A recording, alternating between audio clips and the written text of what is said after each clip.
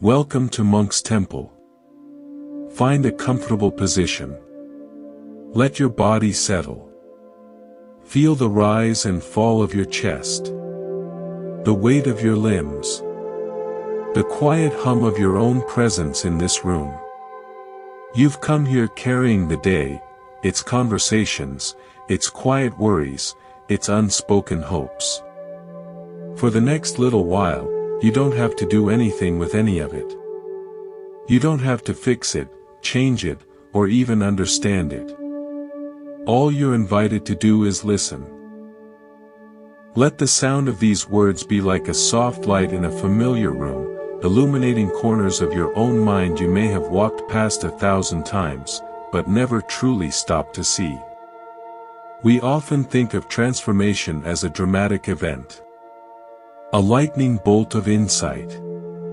A life-altering decision made at a crossroads.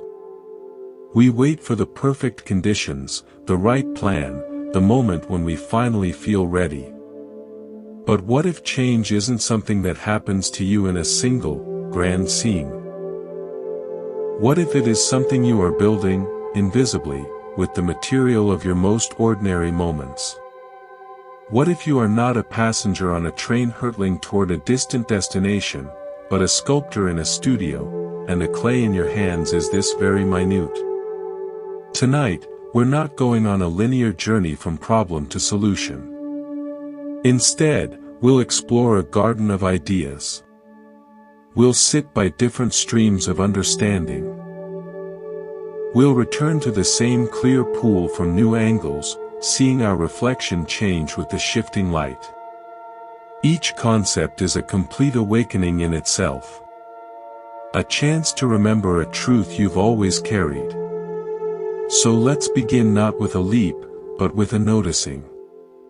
The noticing of a single, quiet, powerful truth. Your life is being built, second by second, by the choices so small you barely register them. Imagine you are standing in the nave of a vast, ancient cathedral. Perhaps the soaring Chartres Cathedral in France, with its labyrinth etched into the stone floor. Sunlight pours through stained glass, painting stories in colored light on the floor.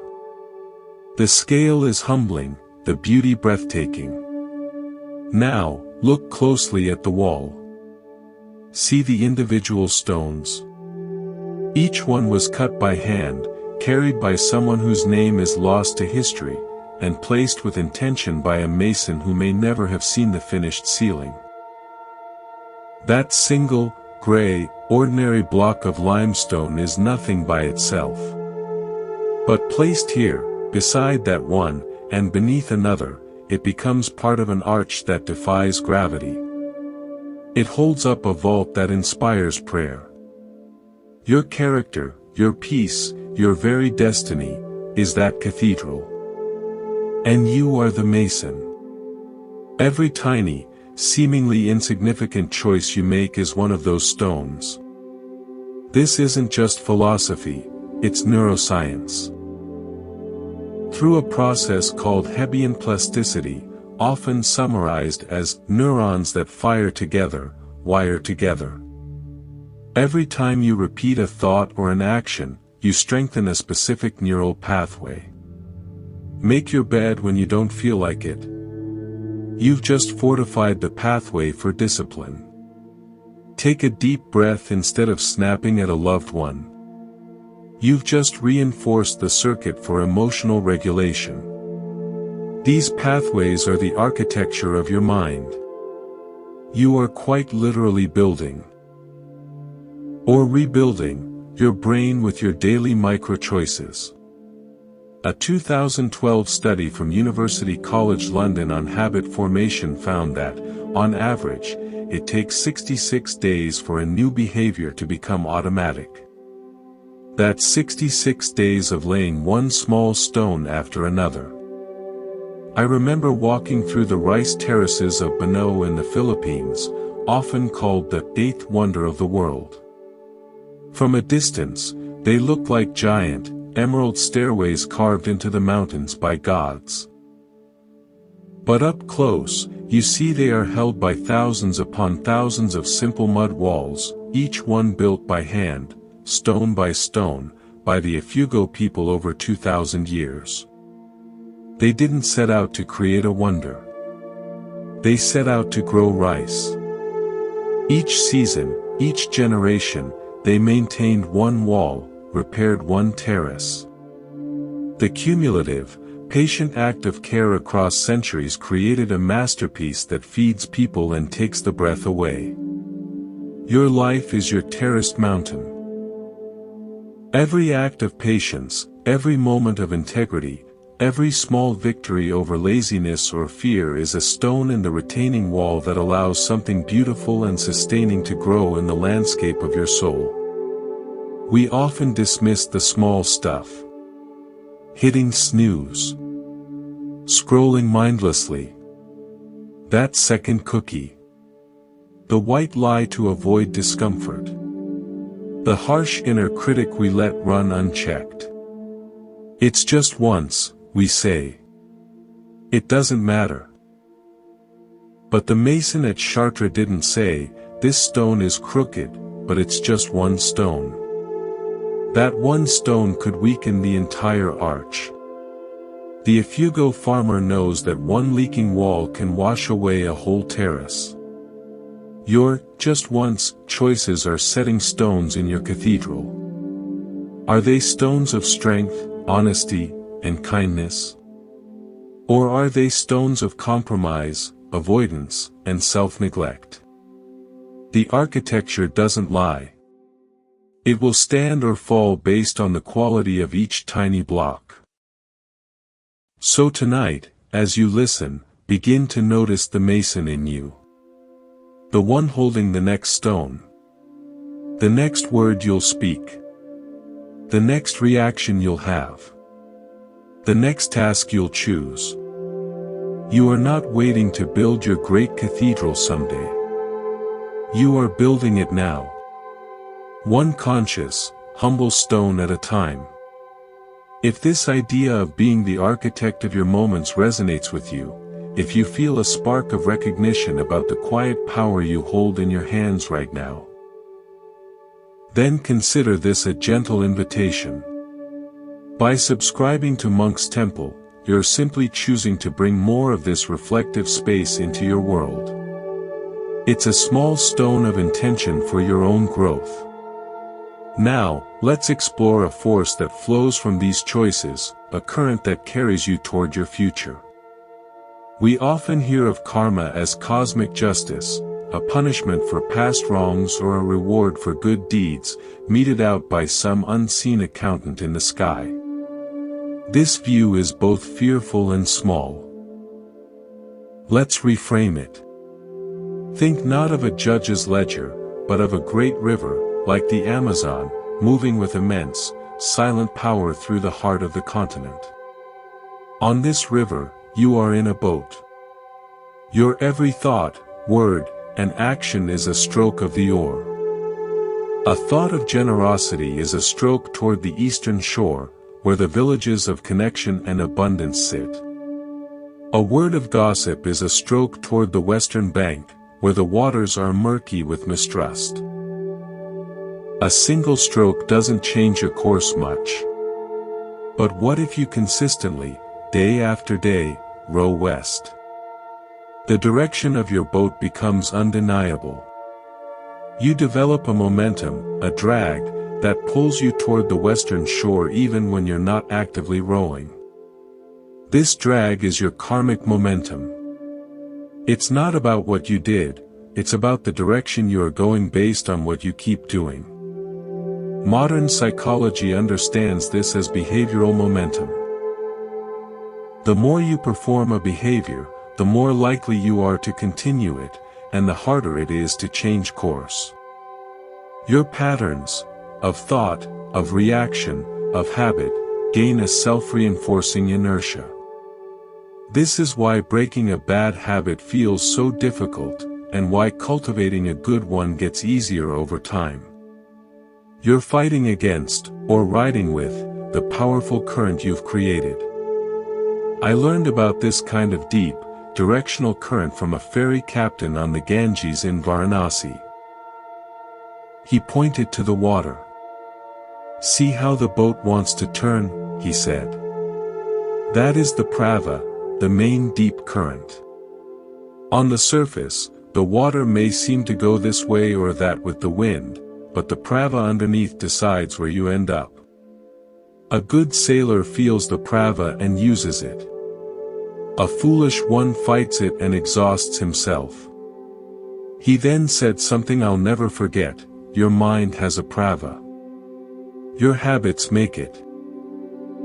You can float on the surface distraction, but underneath, the deep current is taking you home.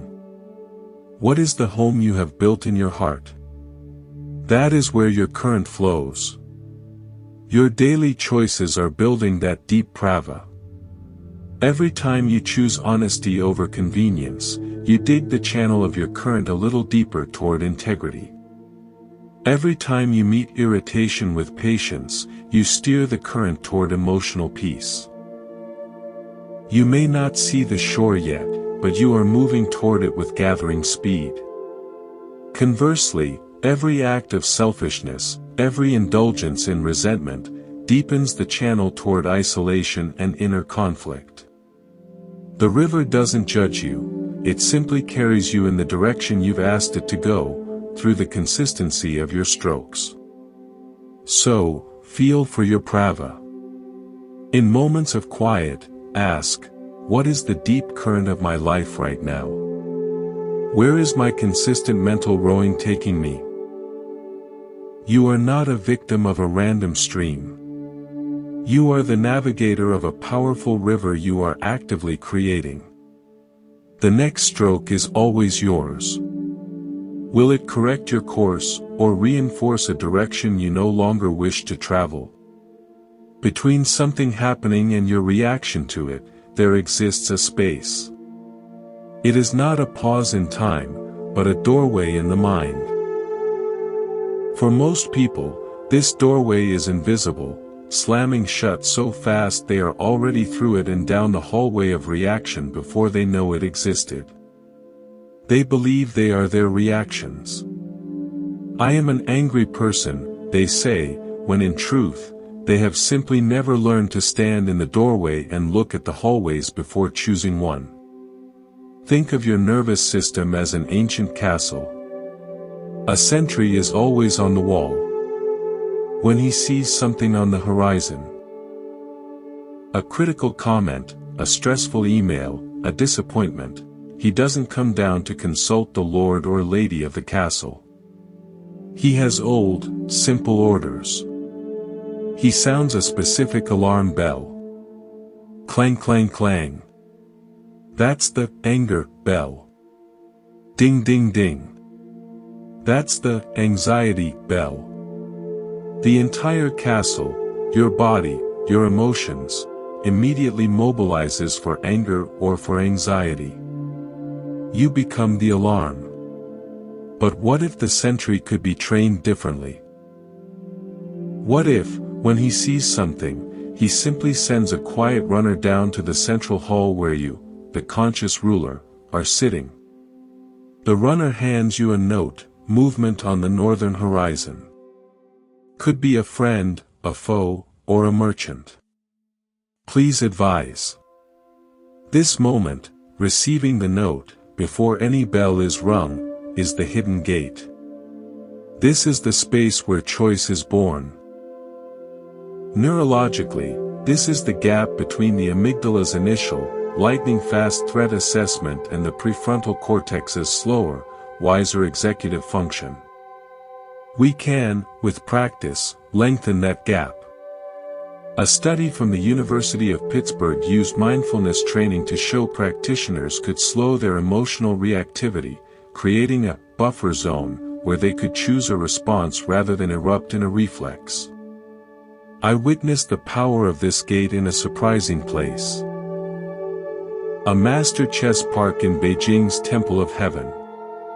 Elderly men would sit for hours over a single game, faces like carved stone.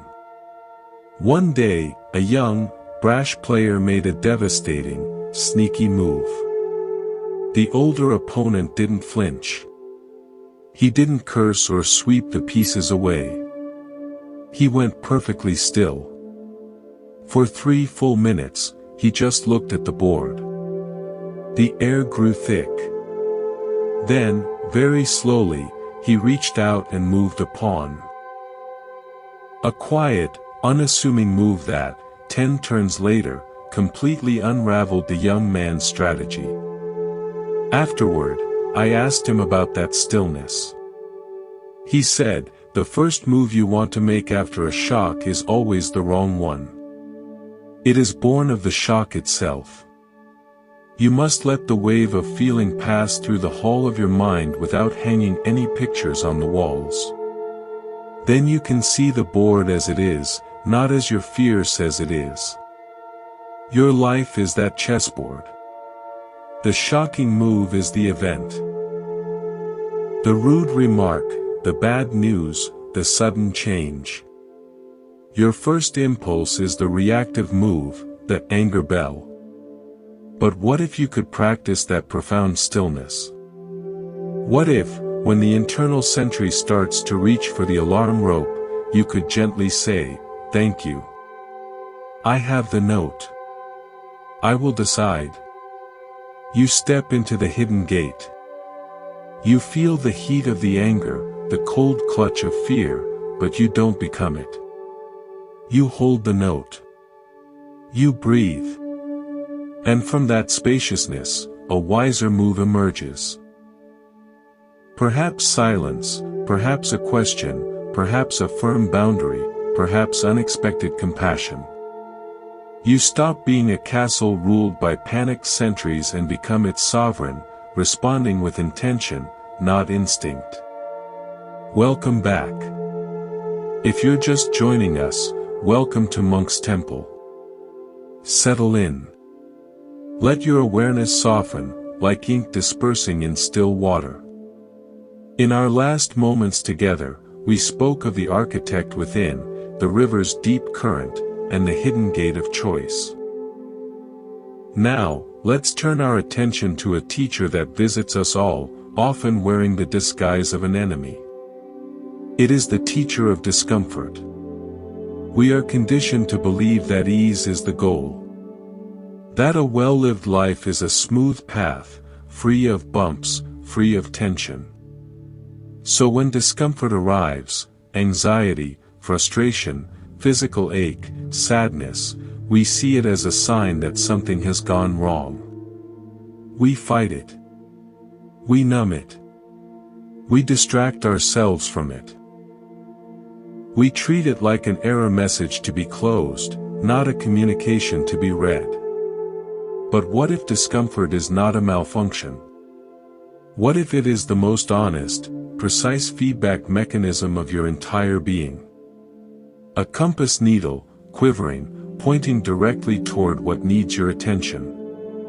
Imagine a weaver in a storm-lashed cottage on the coast of Ireland. Outside, the wind howls and the rain lashes the window panes. Inside, she works at a large, wooden loom. The threads on her loom are the threads of your experience, thoughts, sensations, memories, hopes. When the storm hits, a personal setback, a hurtful word, a looming fear, it's like a violent gust blows through the cottage. The threads tangle. The pattern is disrupted. The immediate, frantic reaction is to try to smooth the threads with frantic hands, to deny the gust, to pretend the loom is fine. This only knots them tighter. The weaver, however, does something different. She stops. She takes a breath that holds the sound of the storm. She looks at the tangle. She doesn't call it a disaster, she calls it information. This knot, she sees, is where the thread of self-worth snagged on the shuttle of an old criticism. That snarl is where the thread of peace got woven too tightly with the thread of another person's mood. The storm didn't ruin her work, it revealed where her weaving was fragile, where the tension was already uneven. Your emotional discomfort is that tangle on the loom. It is not the problem, it is a profound diagnostic tool. Neuroscience tells us that emotions are, at their core, action-requiring neurological programs. Anger prepares you to defend a boundary. Sadness prompts withdrawal for healing. Fear heightens senses for escape. The unpleasant feeling is the signal that a program is running. The suffering comes when we fight the signal instead of listening to its instruction. I learned this from a vineyard owner in the rugged region of Campania in Italy. His vines grew on steep, volcanic slopes. People think the perfect vineyard is flat and easy, he said. But here, the vines struggle. Their roots must dig deep through ash and rock to find water. This struggle, he said, plucking a grape, its skin taut and dark, is what creates the complexity in the wine. The stress is what gives it character. If I overwater them, if I protect them from every wind, the wine is bland. He wasn't celebrating suffering for its own sake. He was pointing to the alchemy that happens when life meets a resilient structure. Your discomfort is the volcanic slope. Your awareness is the deep-rooted vine. The struggle, when met not with panic but with rooted presence, can produce a depth of character, a richness of understanding, that easy ground never could. So, when anxiety flutters in your chest, don't scream at it to shut up. Be the weaver in the storm. Pause. Ask with gentle curiosity, what are you here to protect me from? What future are you trying to control? When resentment burns, ask, what boundary of mine feels trampled? What unspoken need is here? The feeling is the tangled thread. Your compassionate inquiry is the gentle hand that begins to trace it back to its source, not to blame, but to understand. In that understanding, the knot begins to loosen. You move from being a victim of the storm to a collaborator with it, using its force to show you where to weave a stronger, more resilient pattern. We are, in many ways, time travelers. But our travel is often one of burden, not of blessing. We drag regrets from the past like heavy sacks. We send our anxiety ahead to scout a fearful future. But there is one form of time travel that is an act of profound love, sending compassion forward. We rarely think of our future self as a real person, a flesh and blood being who will inherit the consequences of our present moment choices. We treat them like a stranger who will deal with later. But what if you began a tender friendship with that future self? What if you saw yourself not as a single point in time, but as a lineage, a chain of selves, each one handing off the baton of their experience to the next? You, right now, are receiving the baton from your past self. How you hold it, how you run with it, is the gift, or the burden, you will hand to the next you. Envision an ancient practice from the Himalayan valleys of Mustang, in Nepal. Families there practice a form of generational wall painting. Inside a shrine room, a father will paint a small section of an intricate mandala, a constellation of symbols representing wisdom and protection. He leaves the rest unpainted. His son, years later, will add to it. His grandson will complete it. No one sees the finished work in their lifetime. Each painter works for the beauty and blessing that will shelter future generations. They touch the wall with a prayer for those they will never meet, who will carry their blood and their name. Your daily choices are strokes on that wall. That extra hour of scrolling tonight is a stroke of fatigue for tomorrow's self. The kind word you bite back is a stroke of regret for next week's self. The healthy meal, the saved dollar, the difficult but honest conversation, the moment of rest, these are strokes of gold and blue, painting a sanctuary of strength, security, and peace for the person you are becoming. Behavioral economists call our tendency to undervalue future well-being hyperbolic discounting. We choose the immediate cookie over future health because the future self's pleasure feels abstract, less real. Compassion for your future self is the mental technology that corrects this. It makes that future person vivid, real, and beloved. I witnessed this in the meticulous work of a seed librarian in the American Midwest. In a small community library, she didn't lend books, she lent seeds. Gardeners would borrow packets of heirloom tomato, rare corn, or ancient flower seeds. At harvest, their duty was to return some seeds from the healthiest plants. "You are not gardening for just this summer," she told me, holding a jar of tiny, dark seeds. "You are gardening for someone 5 summers from now.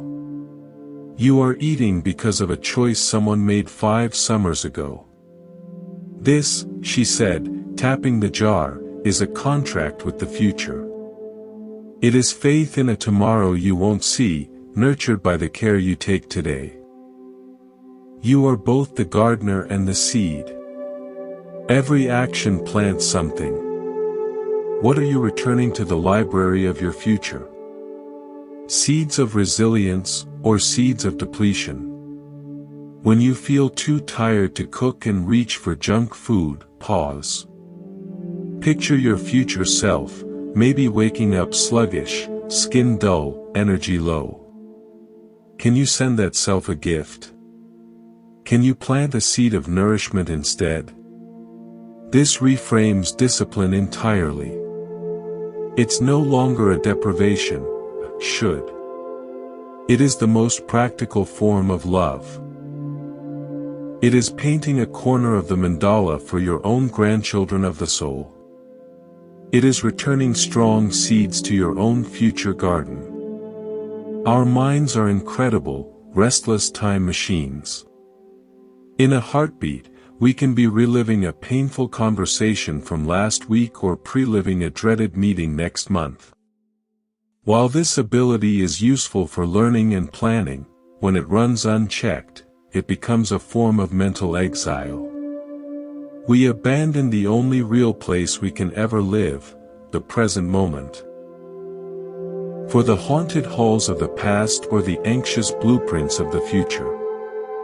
The cost is our peace, our joy, our very presence in our own lives.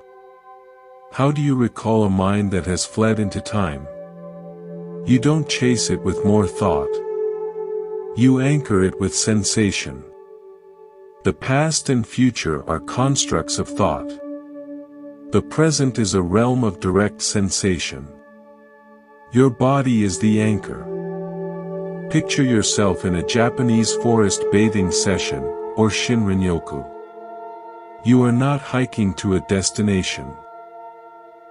You are slowly, silently, immersing yourself in the forest with your senses. The guide's instructions are simple: feel the texture of that moss with your fingertips. Listen to the layers of sound, the distant creak, the close rustle of a chipmunk. Smell the damp earth after rain. Watch the way the light filters through the canopy, dappling the fern.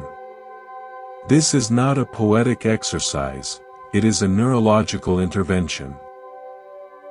Studies on forest bathing from Japan's Nippon Medical School show it significantly lowers cortisol, the stress hormone, pulse rate, and blood pressure. It forces the default mode network, the brain's time travel and self-referential network, to quiet down, as attention is pulled into the immediate, sensory world. Your own body is your most accessible forest. When you find yourself spinning in regret, past, or worry, future, you can perform a microversion of Shinrin-yoku. It's like stepping into a small, quiet chapel within yourself. Here's how: stop. Feel your feet firmly on the floor. Not just think about them, but feel the pressure, the weight, the connection. Listen for the faintest sound you can hear in the room. Then the closest. Notice the temperature of the air on your skin. Follow one complete breath in, and all the way out. You have not solved your problem. You have not debated your worry. You have simply changed the channel of your awareness from the broadcast of your thoughts to the live news feed of your senses. This sensory anchor grounds the time-traveling mind. It says, you are here. In this body. Now.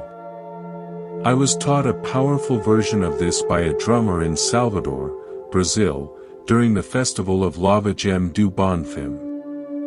The sound was overwhelming, a thunder of hundreds of drums. He saw my anxious, overstimulated face and laughed. He put his hands on his own chest. You are listening out there, he shouted over the noise. The rhythm is in here. He tapped his heart. Find your own pulse. Sink your breath to it. Let the outside rhythm become the ocean, and your pulse the boat. The boat does not fight the ocean, it floats on it. In your moments of internal storm, your senses are that steady pulse. The worry is the chaotic drum circle. By tuning into the anchor of your breath, the feel of your feet, you find the boat that can float on any ocean. You return from the exhausting journey to past and future, and find yourself, safely, in the harbor of now. Welcome back.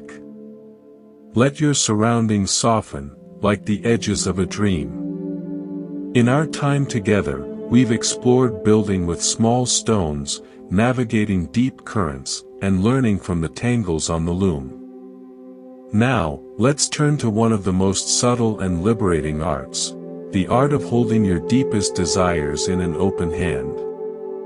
We are taught to cling.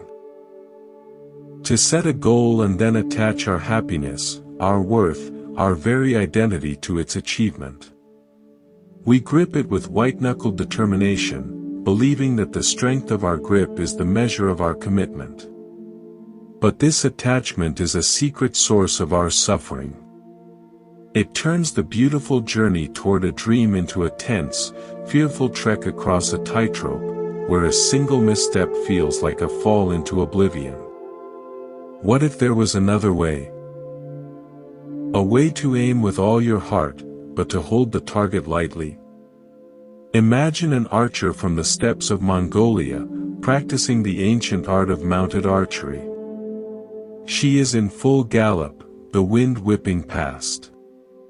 Her target is a small felt ball suspended from a distant pole. The skill is immense, the coordination, the balance, the timing. But the master archers speak of a final, internal skill. It is the release of the arrow. Not a hesitant letting go, not a frantic flinging, but a clean, total, and unconditional release the moment the aim feels true.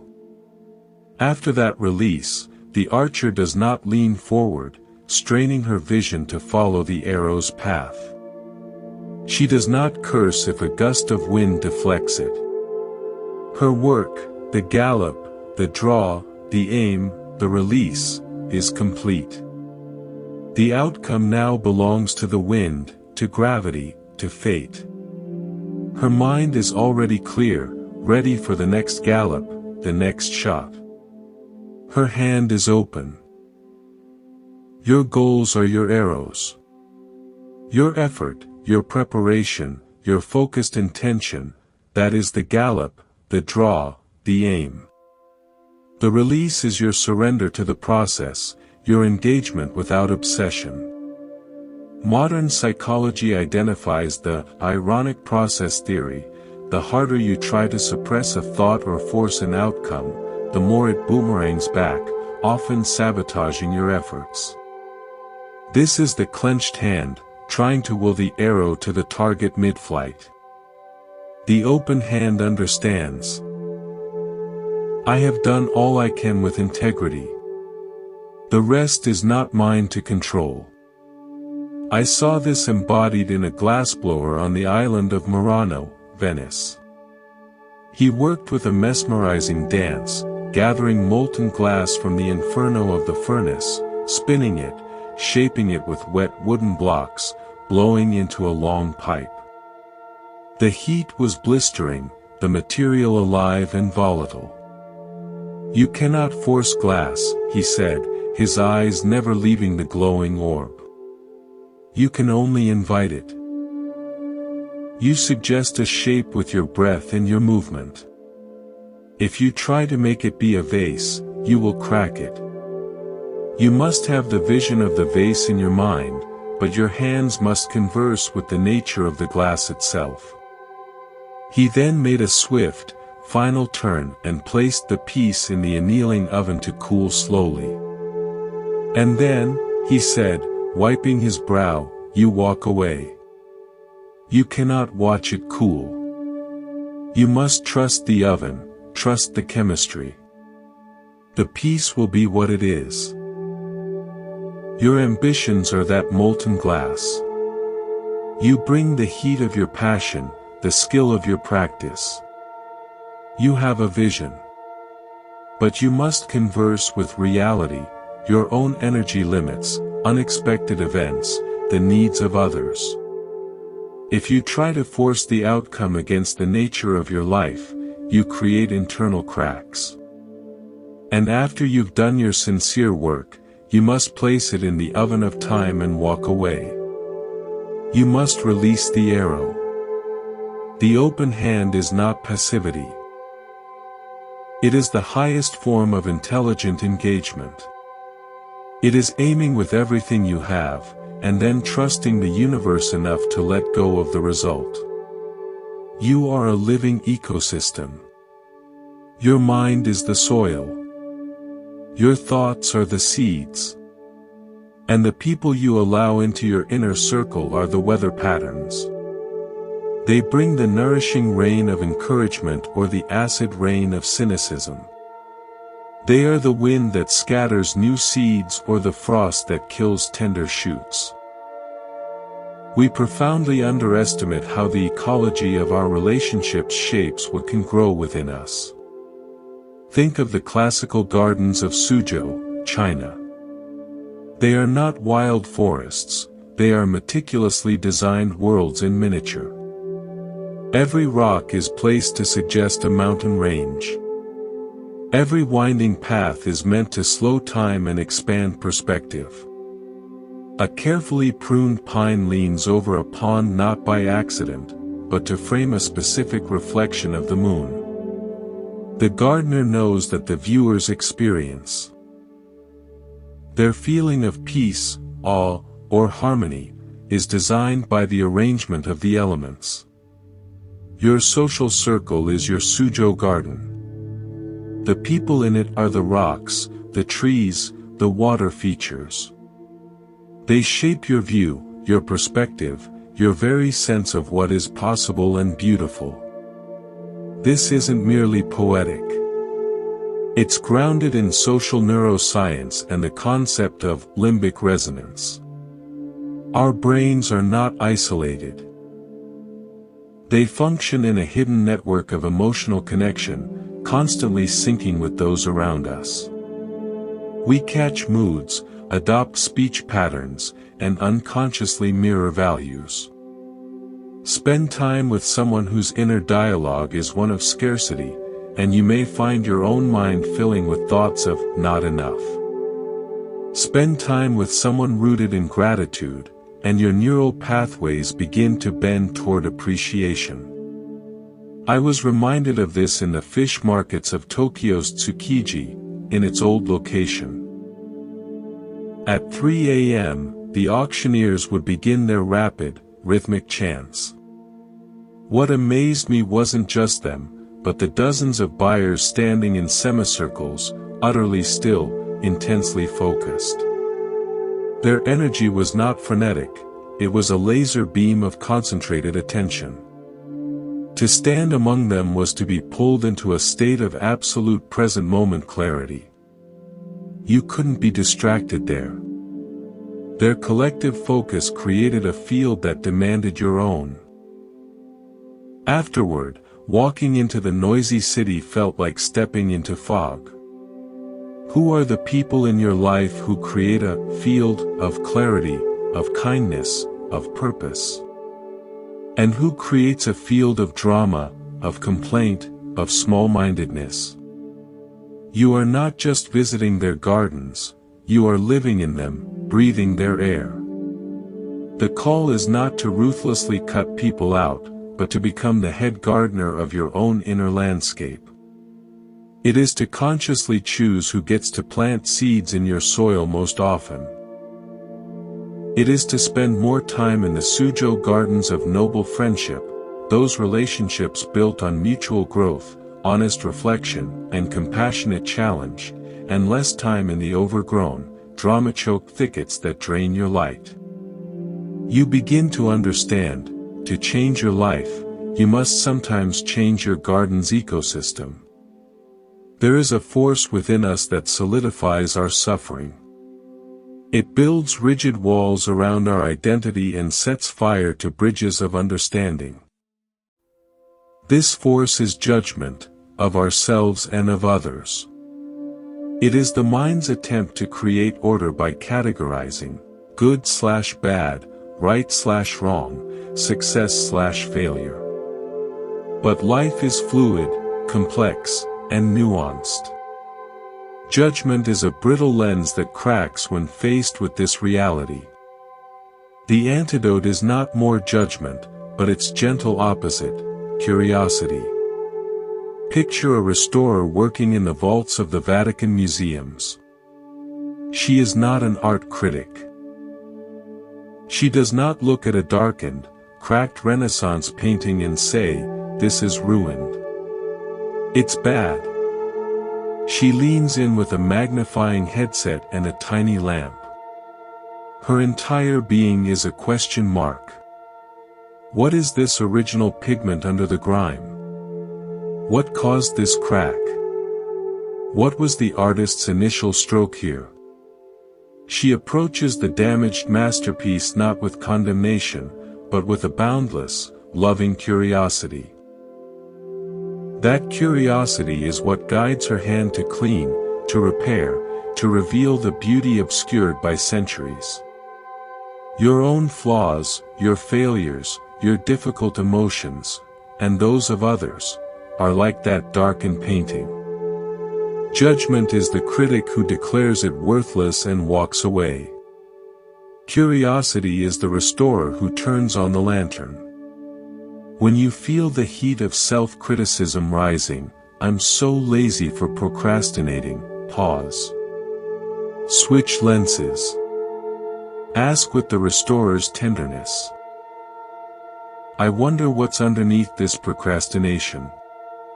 Is it fear of the task? Is it exhaustion needing acknowledgement?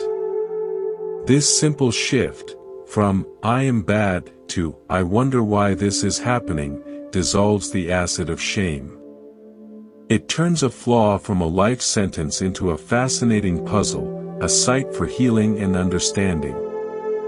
This is supported by the work of psychologists like Dr. Kristen Neff on self-compassion, which has 3 core elements: mindfulness, noticing the pain; common humanity, knowing you're not alone, and self-kindness. Curiosity operationalizes the first 2. It is the mindful, kind act of inquiry that connects you to the human experience of struggle. I saw the power of this lantern in a conflict mediation circle in Rwanda. In the wake of unimaginable trauma, individuals from opposing sides would meet. The first, most sacred rule was, you may share your story. The others may not respond with their own story, or with argument. They may only ask questions of genuine curiosity. How did that feel? What did you need most in that moment? The questions were not weapons, they were lanterns. They illuminated the human being behind the category of perpetrator or victim. They didn't excuse actions, but they built a bridge of fragile understanding where only a chasm of judgment had been. It was one of the most humbling displays of courage I've ever witnessed. Carry this lantern into your own inner and outer conflicts. When judgment flares, breathe. Ask a question instead of issuing a verdict. To yourself, what part of me is hurting that needs this harshness? To another, help me understand what that was like for you. Curiosity does not mean agreement. It means choosing understanding over annihilation. It douses the flames that burn your own peace and leaves a cooler, clearer space where something new, perhaps even wisdom, can grow. Welcome back. Settle into this moment as if settling into a favorite chair at day's end. Feel the weight of your being, the gentle rhythm of your breath. Thus far, we've journeyed through landscapes of choice, compassion, and release. Now, let's turn our gaze to the quietest, most potent layer of all, the layer of what you do when absolutely no one is watching. This is the realm of the invisible weaver, the builder of the inner sanctum. We often believe our character is revealed in grand, public moments, the speech we give, the crisis we manage, the award we receive. But character is not revealed in those moments, it is merely displayed. It is built, thread by invisible thread, in the private, uncelebrated rituals of your daily life. The choice to tell the truth when a lie would be easier and undetectable. The decision to put something back in its place, though chaos would blame no one. The act of kindness with no witness, no chance for praise. These are the threads that weave the true fabric of your soul. Imagine a hearth tender in an ancient Scottish croft, centuries ago. Her role was sacred, simple, and unseen. Each night, as the family slept, she would bank the peat fire, covering the glowing embers with a layer of ash to slow their burning, ensuring a living seed of warmth and light would survive the long, cold night. She did this in darkness, in silence. No one thanked her at dawn for the fire they could rekindle, it was simply expected, the invisible pulse of the home's survival. Yet, without that faithful, unseen act, the heart of the home would grow cold, and the new day would begin with struggle and chill. Your private integrity is this banking of the fire. The small, right action you take when fatigue whispers to cut a corner is you placing a piece of peat on the embers of your self-respect. The moment you choose to complete a promised task to yourself, though you could abandon it without consequence, is you shielding the flame of your self-trust from the wind of neglect. Neuroscience supports this through the concept of self-signaling. Every action you take sends a signal to yourself about who you are. When your private actions align with your stated values, you build a coherent, trustworthy self-model. When they don't, you create cognitive dissonance. A psychic chill that no public applause can ever warm. I was taught this by a lighthouse keeper's granddaughter on the remote Faroe Islands. She described her grandfather's life, months of isolation, the relentless wind, the monotonous, vital task of cleaning the lens, winding the clockwork, keeping the log. The ships at sea never saw his face, she said. They only saw the light. They didn't know if he was tired, or sad, or lonely. They only knew the light was reliable. That was his whole promise to the world, an invisible constancy. She paused, looking out at the storm-lashed sea. Your conscience is your lighthouse. The world may never see the work you do to keep its lens clean in private. But they will feel the reliability of your light. And more importantly, you will know you can weather any storm inside, because you have tended your own flame. What are the private chores of your spirit? What is the lens you clean when no ship is looking? This is not about moral perfection, it is about faithful tending. It's the decision to not exaggerate a story for effect. It's putting the shopping cart back in the corral on a rainy, empty lot. It's speaking kindly to yourself after a mistake, in the privacy of your own mind. These invisible rituals bank the hearth fire of your integrity. They ensure that when you step into the visible world, you carry a warmth and a light that is genuine, earned, and unshakable. Life is not a steady, upward climb. It is a rhythm, as ancient and reliable as the tides. There is a time for the surge, for focused, powerful, directed effort. And there is a time for the ebb, for rest, receptivity, and surrender.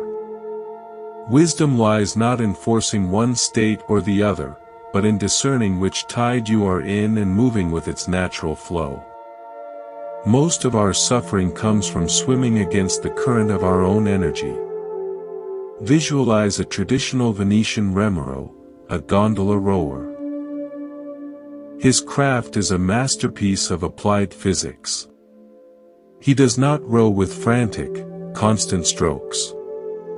He uses the voga alla veneta style, standing, pushing his single oar in a deep, powerful stroke. Then, he lets the gondola glide. He reads the water, the wind, the weight of his passengers. The stroke is effort. The glide is surrender. The beauty and efficiency of the journey depend entirely on the harmony between the two. If he never rests the oar, he exhausts himself and makes choppy, slow progress. If he never rows, he goes nowhere, at the mercy of every current. Your energy, creativity, and emotional capacity have this same tidal nature. Psychologists refer to our ultradian rhythms, 90 to 120-minute cycles throughout the day where our focus and energy naturally peak and dip. Fighting the dip with caffeine or sheer will is like the gondolier paddling furiously during the glide, it wastes energy and creates turbulence. Appropriate effort is the skill of the remoro. Knowing when to put your back into a powerful stroke of focused work, and when to let the boat glide on the momentum you've created, using that time for rest, observation, or gentle, maintenance tasks. I learned this rhythm from women diving for pearls in the Sea of Cortez, Mexico. They free dive, holding their breath for minutes, descending to the dark beds. The dive is all effort, focused, muscular, purposeful. But the crucial part of their craft is the weight on the surface between dives. They float on their backs, eyes closed, breathing deeply and slowly, allowing their bodies to recover oxygen, their minds to settle. You cannot fight the sea, one diver told me. You must dance with your own breath. The work is under the water. The life is in the recovery. If you skip the recovery, the next dive will be shallow and fearful, and you will find no pearls. Where in your life are you diving without recovery? Where are you gliding when a firm stroke is needed? The call is to become an astute observer of your inner tides. That heavy, resistant feeling at 3 p.m.? That may not be laziness. It may be your tide going out, signaling a need for a different kind of task, a walk, administrative work, a cup of tea and stillness. That clear, buzzing energy at 10 a.m. That's the tide coming in. Strike now on the complex, creative work. This is not a lack of discipline, it is the highest form of it. It is the discipline to cooperate with your nature, not to wage war against it. We have spoken of what you do. Now, let's contemplate the power of what you don't do. The space between actions. The silence between words. The stillness between thoughts.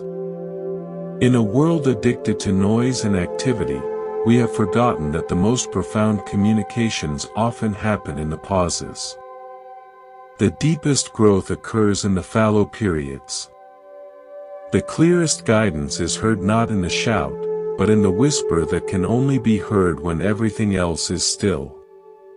Consider the construction of a traditional Persian abad, an underground aqueduct, or khanat. On the surface, the desert is silent, scorched, seemingly lifeless. But deep below, master engineers have dug a gently sloping tunnel from the foothills to the arid plain. They did not force water to the surface with pumps. They created a silent, hidden channel and then got out of the way, allowing gravity and the water's own nature to do the work. The city above thrives not because of visible, noisy effort, but because of a designed, intentional emptiness. A channel for life to flow through unimpeded. Your mind needs its khanat.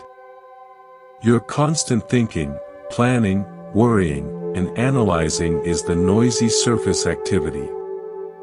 It often blocks the deeper, wiser flow of intuition and insight. The practice of intentional silence, not just absence of sound, but the stilling of the internal commentary, is the digging of that channel. In the space you create, a clearer intelligence can begin to flow. Research on the default mode network shows that when we stop focused task thinking, this network activates, facilitating creativity, memory integration, and a sense of self. It's in the doing nothing that our brain does its most profound integrative work. I was struck by this in the reading room of the Bibliotheca Alexandrina in Egypt.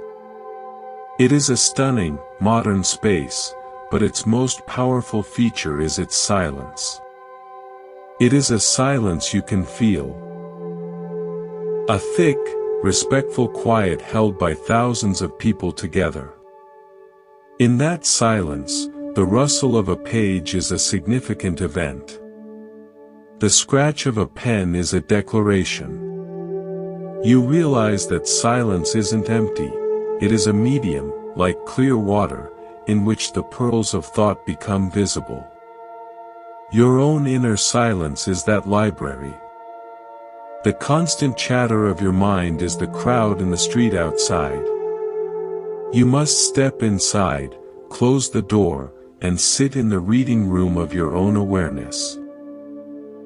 What truths, long buried under noise, begin to surface in that quiet? So, practice creating small khanats in your day. A minute of just watching your breath, without changing it. A pause before answering a question. A walk without headphones. In these spaces, you are not being lazy. You are being an engineer of your inner landscape. You are digging the channel so that the deep, life-giving waters of your own wisdom can find their way to the surface of your conscious mind. You learn that some of the most important work is the work of getting out of the way. Imagine a medieval cartographer in a tower in Lisbon, during the Age of Discovery. Before him lies not a finished map, but a blank parchment, reports from sailors, and his own instruments. His task is not to draw the world as it is, but to synthesize fragments into a coherent chart that will guide future voyages. He must decide what to include, the dangerous reef or the safe harbor, the rumored sea monster or the confirmed trade wind. His choices are not neutral. The map he creates will literally shape the destiny of ships, steering them toward treasure or tragedy. His attention determines geography. Your mind is that cartographer. Every day, you are flooded with sensory and emotional data, countless reports from the sailors. Your focus is the instrument that selects which fragments to inscribe on the map of your conscious experience. Do you trace the coastline of your frustrations, giving them bold, dark ink? Or do you chart the gentle bays of gratitude? Do you note every perceived slight as a dangerous rock, or mark the moments of kindness as safe anchorages? The map you are drawing, right now, is the one you will use to navigate your tomorrow. This is the essence of neuroplasticity, the brain's ability to reorganize itself by forming new neural connections based on experience and, crucially, repeated attention. What you practice noticing, you strengthen. I witnessed this principle in the stark beauty of Iceland's volcanic highlands with a geologist. We stood on a vast, black sand plain under a brooding sky. Most people see a wasteland, she said. Then she knelt. Look here. She pointed to a tiny, vibrant green moss, no larger than a coin, clinging to a crack in the lava. And here, she said, turning over a stone to reveal a hidden world of insects. The landscape is not one thing. It is what you train your eye to see. You can see only the barren rock, and feel desolate. Or you can see the relentless, triumphant life in the cracks, and feel awe. Both are true. Which one you live in depends on where you rest your gaze. Your inner landscape is the same. You can focus on the vast plain of your anxieties, or you can train your eye to spot the green shoots of resilience, the hidden pockets of peace. This isn't positive thinking, it's attentional training. It's the conscious choice to, for a few moments each day, redraw your map. To intentionally note 3 things that went well. To feel the sensation of warmth from a cup in your hands. To recall a single, genuine compliment. You are not denying the lava plain, you are simply adding the moss to the chart. Over time, your brain's pathways begin to default to looking for moss, making you a navigator inclined toward awe, not desolation. Closely linked to your attention is the narrator in your mind, the voice that interprets the map, that tells you what the landmarks mean. This is your internal storytelling. An event happens, a friend cancels plans. The raw data is neutral, plans at 8 p.m. are cancelled. But the narrator instantly drafts a story. One version: they're tired of me. I'm boring. I'll always be alone. Another: they must be swamped. I hope they're okay. I'll have a quiet night to myself. The same event, 2 vastly different emotional worlds. Picture yourself standing in a vast slot canyon in the Utah desert, like Antelope Canyon. Light filters down from high above, illuminating swirling walls of sandstone. If you shout a single word, the canyon doesn't judge it. It simply takes the sound and amplifies it, echoes it, bounces it back and forth until the one word becomes a chorus, filling the entire space. Your mind is that canyon. Your initial, fleeting thought, the shout, is often automatic. But you have a choice before the echo begins. You can feed the first story, repeating it, adding to it, until it fills your mental space. Or you can, upon hearing the first shout, consciously introduce a new, kinder sound. Maybe there's another explanation. This feeling is temporary. I am still whole. Cognitive behavioral therapy, CBT, is built on this understanding. It's not events that disturb us, but the interpretations we place upon them. By learning to identify and question our automatic negative stories, the cognitive distortions, we can change the echo in the canyon. We can replace a story of catastrophe with one of curiosity, a story of blame with one of boundary setting. I learned about the power of changing the echo from a master boatwright in the Bay of Fundy, Canada, home to the world's highest tides. He built wooden boats to withstand immense pressure. The wood talks, he said, holding a plank of oak.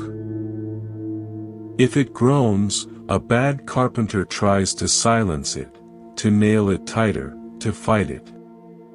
A good carpenter listens. That groan is a story. It might be saying, I am drying out, or the pressure here is uneven. The story tells you how to respond, to moisten, to adjust, to support.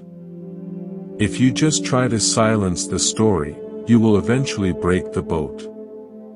Your emotional groans, fear, sadness, irritation, are stories. They are data about your inner state, not verdicts on your life. The practice is to shift from being the panicked carpenter who tries to nail down the feeling, to the wise one who listens to its story. I am feeling a tight groove of anxiety. What is it saying? Is it saying I'm unprepared? Is it saying I need rest? By changing your relationship to the story from one of resistance to one of inquiry, you change the echo. The groan becomes a guide, not a sentence. Amidst the flow of attention and the echo of stories, there is a need for a center. A place of stability from which to observe the map-making and the storytelling without being consumed by them. This center is not a thought or an emotion. It is the awareness that has the thoughts and emotions. Finding it is like a potter finding the center of a lump of clay on the spinning wheel.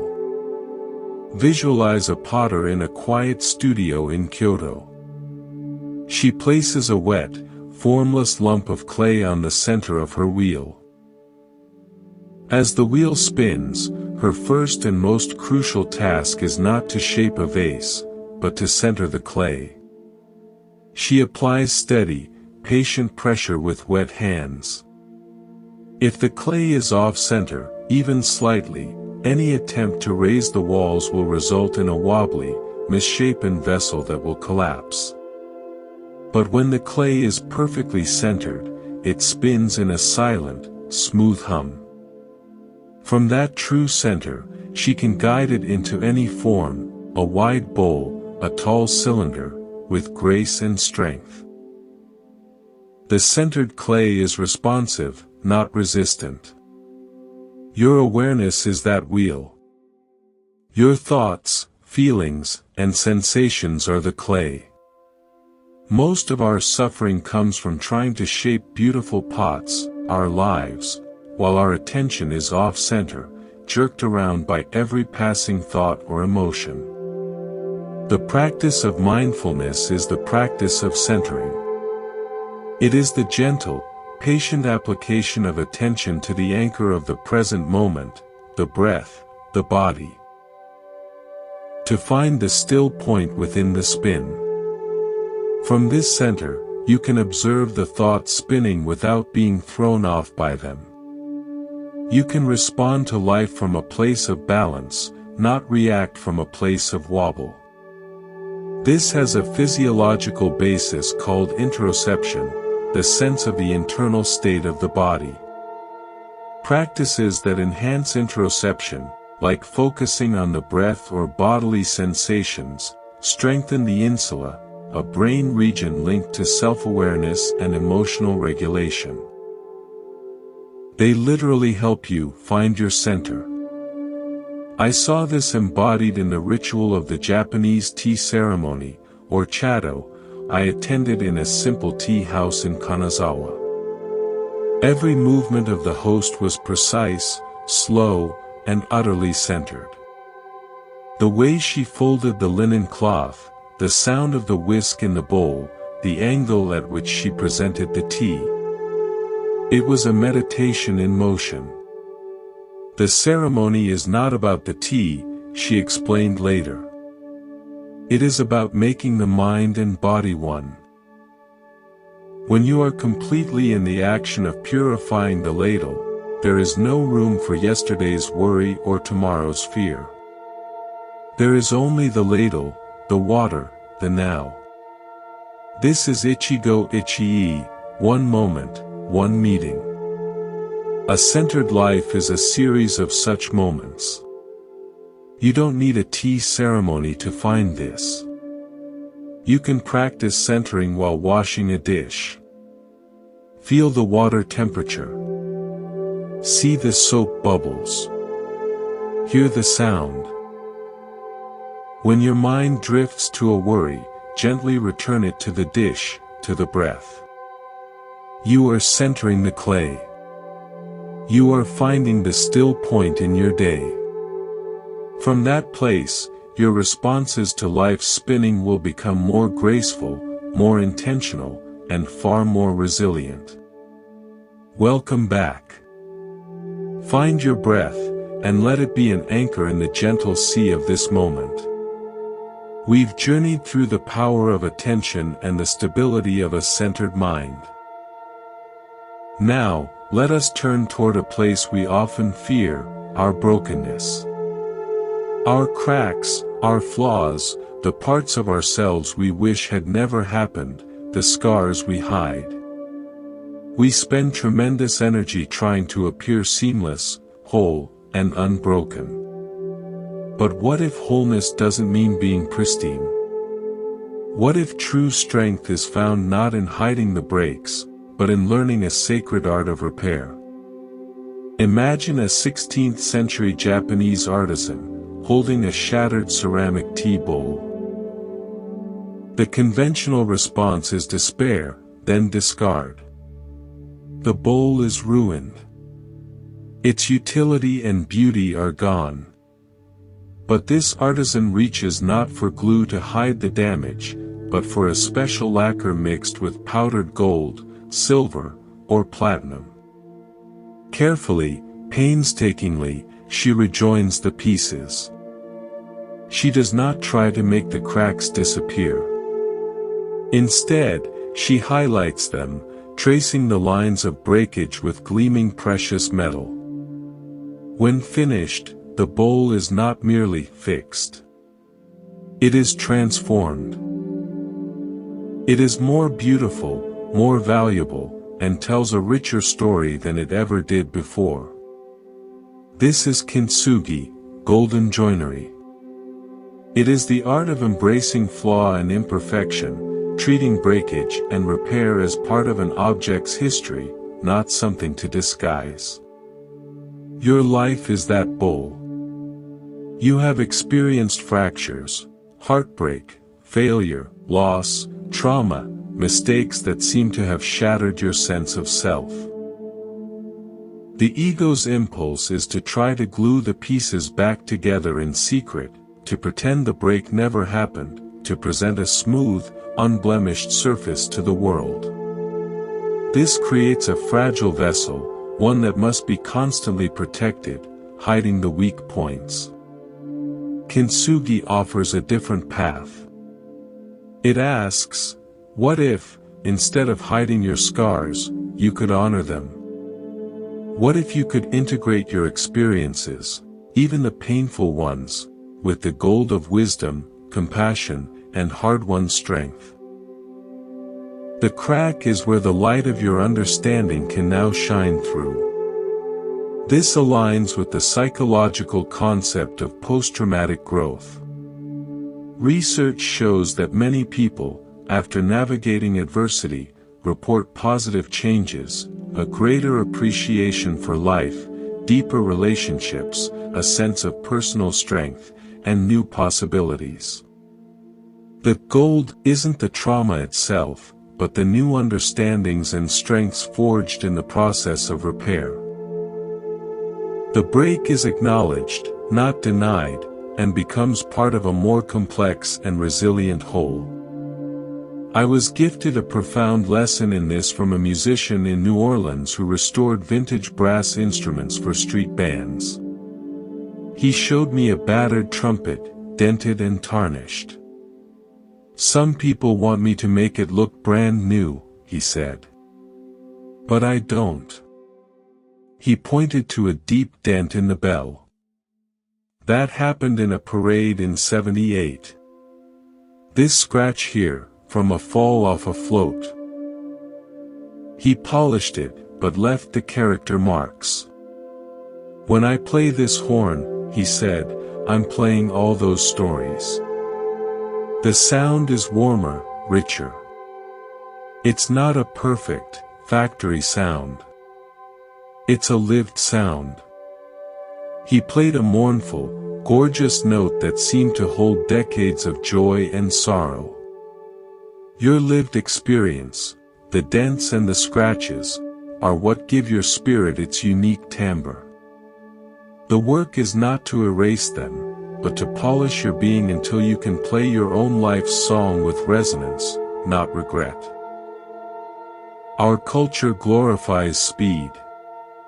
We want fast results, quick fixes, instant transformation. Impatience is often worn as a badge of ambition. But true, enduring growth, the kind that roots deep into your character, moves at the pace of geology, not the pace of a viral video. It requires a quality we have deeply misunderstood: patience. Not passive waiting, but active, steadfast endurance. The kind that allows pressure and time to sculpt something magnificent. Visualize a smooth, perfectly oval stone from a river in the Himalayas. It fits in your palm, cool and reassuring. It was not born smooth. It began as a jagged piece of mountain, broken off in a storm. For centuries, it tumbled in the relentless current, grinding against other rocks, scoured by sand and silt. The river did not force it to become smooth. The river simply provided the constant, gentle environment of movement and friction, and the stone, through patient endurance, surrendered its sharp edges. It allowed itself to be shaped by the flow of life over a long, long time. Its smoothness is a testament not to weakness, but to incredible resilience, the resilience to withstand the process of becoming. Your development of virtues like compassion, equanimity, or courage is this same process. You cannot force yourself to be patient in a day. You can only place your jagged-edged self in the river of daily life and commit to tumbling.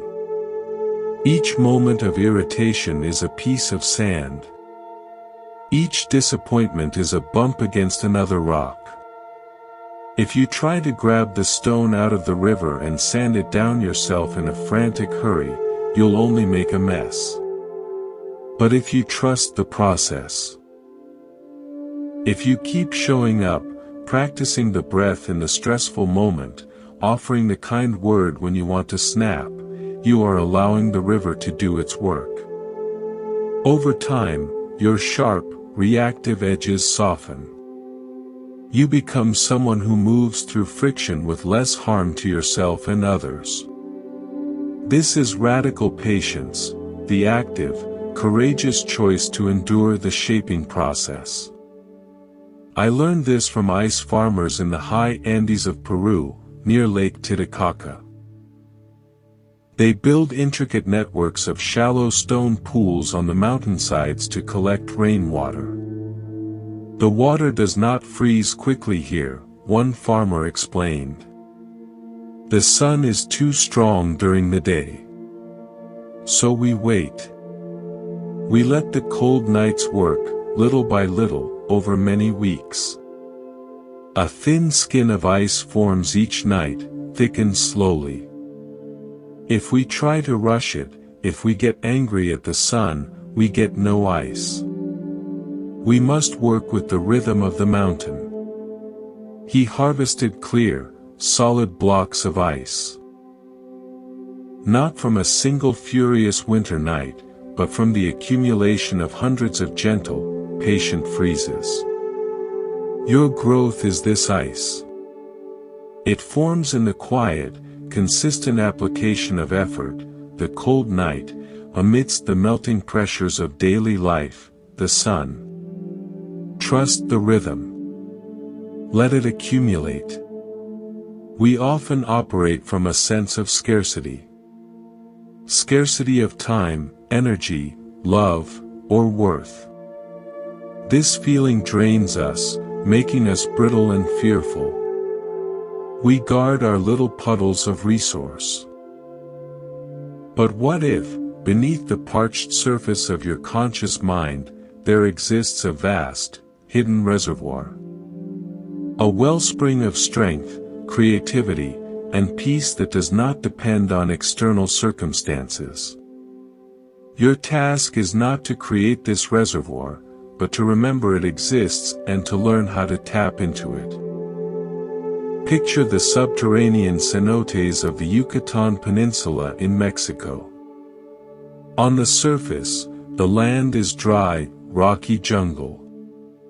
But below, a vast network of freshwater rivers flows through limestone caves.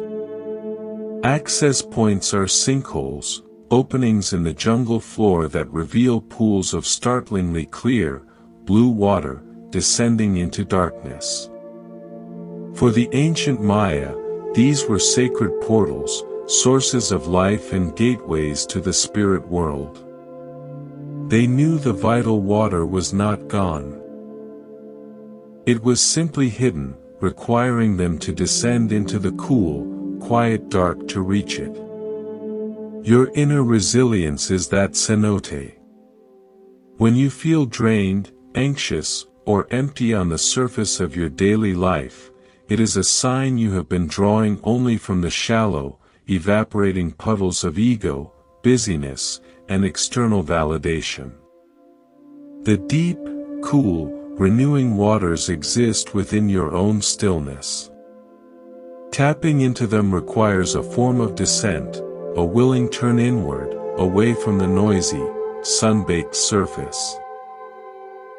This is the purpose of meditation, prayer, or deep reflection, not to get anything, but to remember and connect with the reservoir that is always there. Neuroscience points to the default mode network, DMN, again, but in a different light. While an overactive DMN can lead to rumination, mindfully engaged DMN, accessed in states of quiet rest, is linked to self-referential thought that is integrative and insightful. It's where we connect the dots of our life, feel a sense of meaning, and access creative solutions. It is the brain state correlate of tapping the hidden reservoir. I felt this powerfully in the silent, torchlit crypt of a Coptic monastery in the Egyptian desert. After the blistering heat and wind above, the descent down stone steps into the absolute quiet and cool was a physical relief. The monk with me said, "The Desert Fathers came here not to escape the world, but to find the source." They knew that to speak to God, or to their own souls, they had to go below the noise, below the heat of passion, to where the water is always still and deep. He dipped a clay cup into a small, natural spring in the crypt wall and offered me a drink. The water was unbelievably sweet and cold. "This," he said simply, "does not dry up. When you feel parched, remember the cenote. Remember the crypt. You don't need to go to Mexico or Egypt. Close your eyes. Take 3 deep breaths, imagining yourself descending steps into a cool, quiet place within. There is no agenda there. Just rest in the stillness. Drink from the well of your own presence. You will rise back to the surface not with a frantic new plan, but with a quiet steadiness, because you know the source is never truly gone. You have touched the hidden reservoir. Welcome back. Let your awareness soften and widen, like a gentle tide covering the shore. We have explored repair, patience, and the deep reservoir. Now, let's turn our attention to the subtle force that guides the ship of our actions, often unnoticed, the current of our underlying intention. Before any word is spoken, before any step is taken, there is a silent seed planted in the heart, the why. This invisible why is the rudder on the ship of your life, determining its direction far more than the visible sails of your effort. Imagine an ancient Polynesian wayfinder, preparing to voyage across thousands of miles of open Pacific Ocean in a double-hulled canoe. He has no compass, no GPS, no chart. His tools are the stars, the swell of the waves, the flight patterns of birds, and the feel of the wind. But before he reads any of these signs, he must hold a clear, unwavering intention in his heart, the image of the destination island, felt in his very being. He doesn't just think of the island. He knows it is there, and he aligns his entire spirit with the journey toward it. This intention is his true compass. It allows him to interpret the signs correctly, to make micro-adjustments for currents he cannot see, and to persevere through starless nights. If his intention wavers, if doubt or fear becomes his inner compass, he will become lost, no matter how skilled he is at reading the stars. Your daily actions are your canoe. Your skills and efforts are your sails and steering paddle. But your intention is the wayfinder's heart knowing. Are you working from an intention of fear, to avoid failure, to prove yourself, or from an intention of love, to express creativity, to contribute, to connect? The action might look the same on the outside, typing at a computer, having a conversation, exercising, but the internal current is utterly different. An action born of fear is energetically heavy, it depletes you and often leads to burnout or resentment.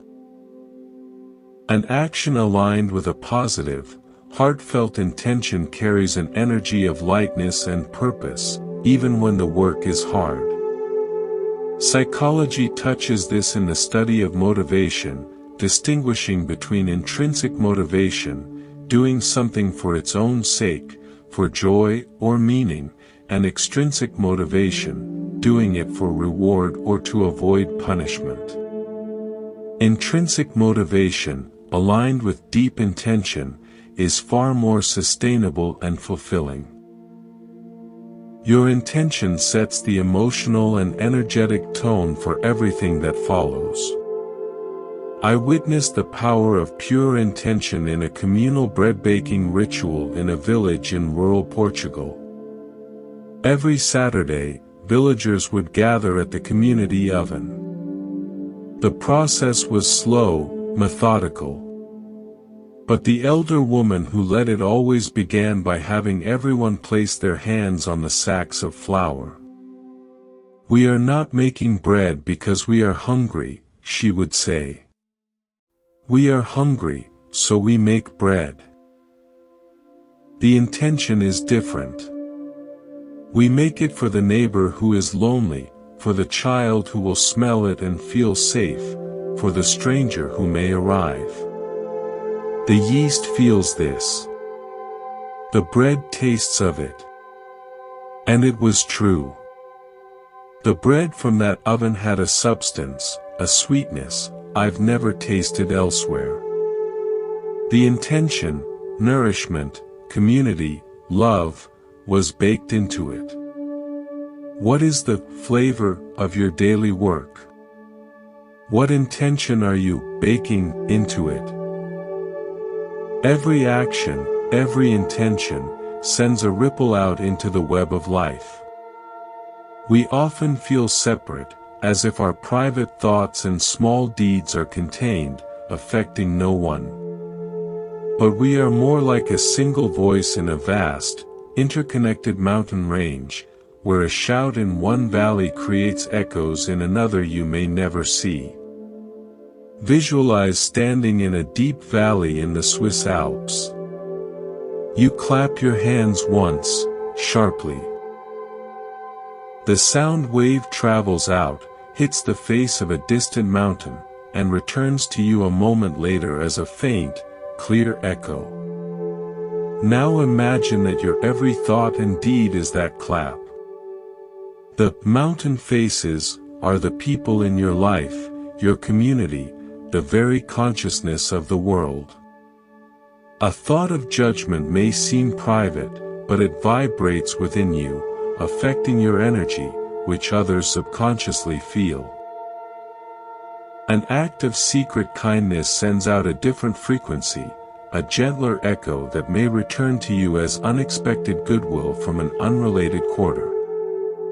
This is the law of cause and effect, not as punishment, but as resonance. You are living in an echoing mountain range of consciousness. Modern systems theory and the concept of emergence support this. The whole is greater than the sum of its parts, and the actions of individual agents, us, give rise to larger, complex patterns, society, culture.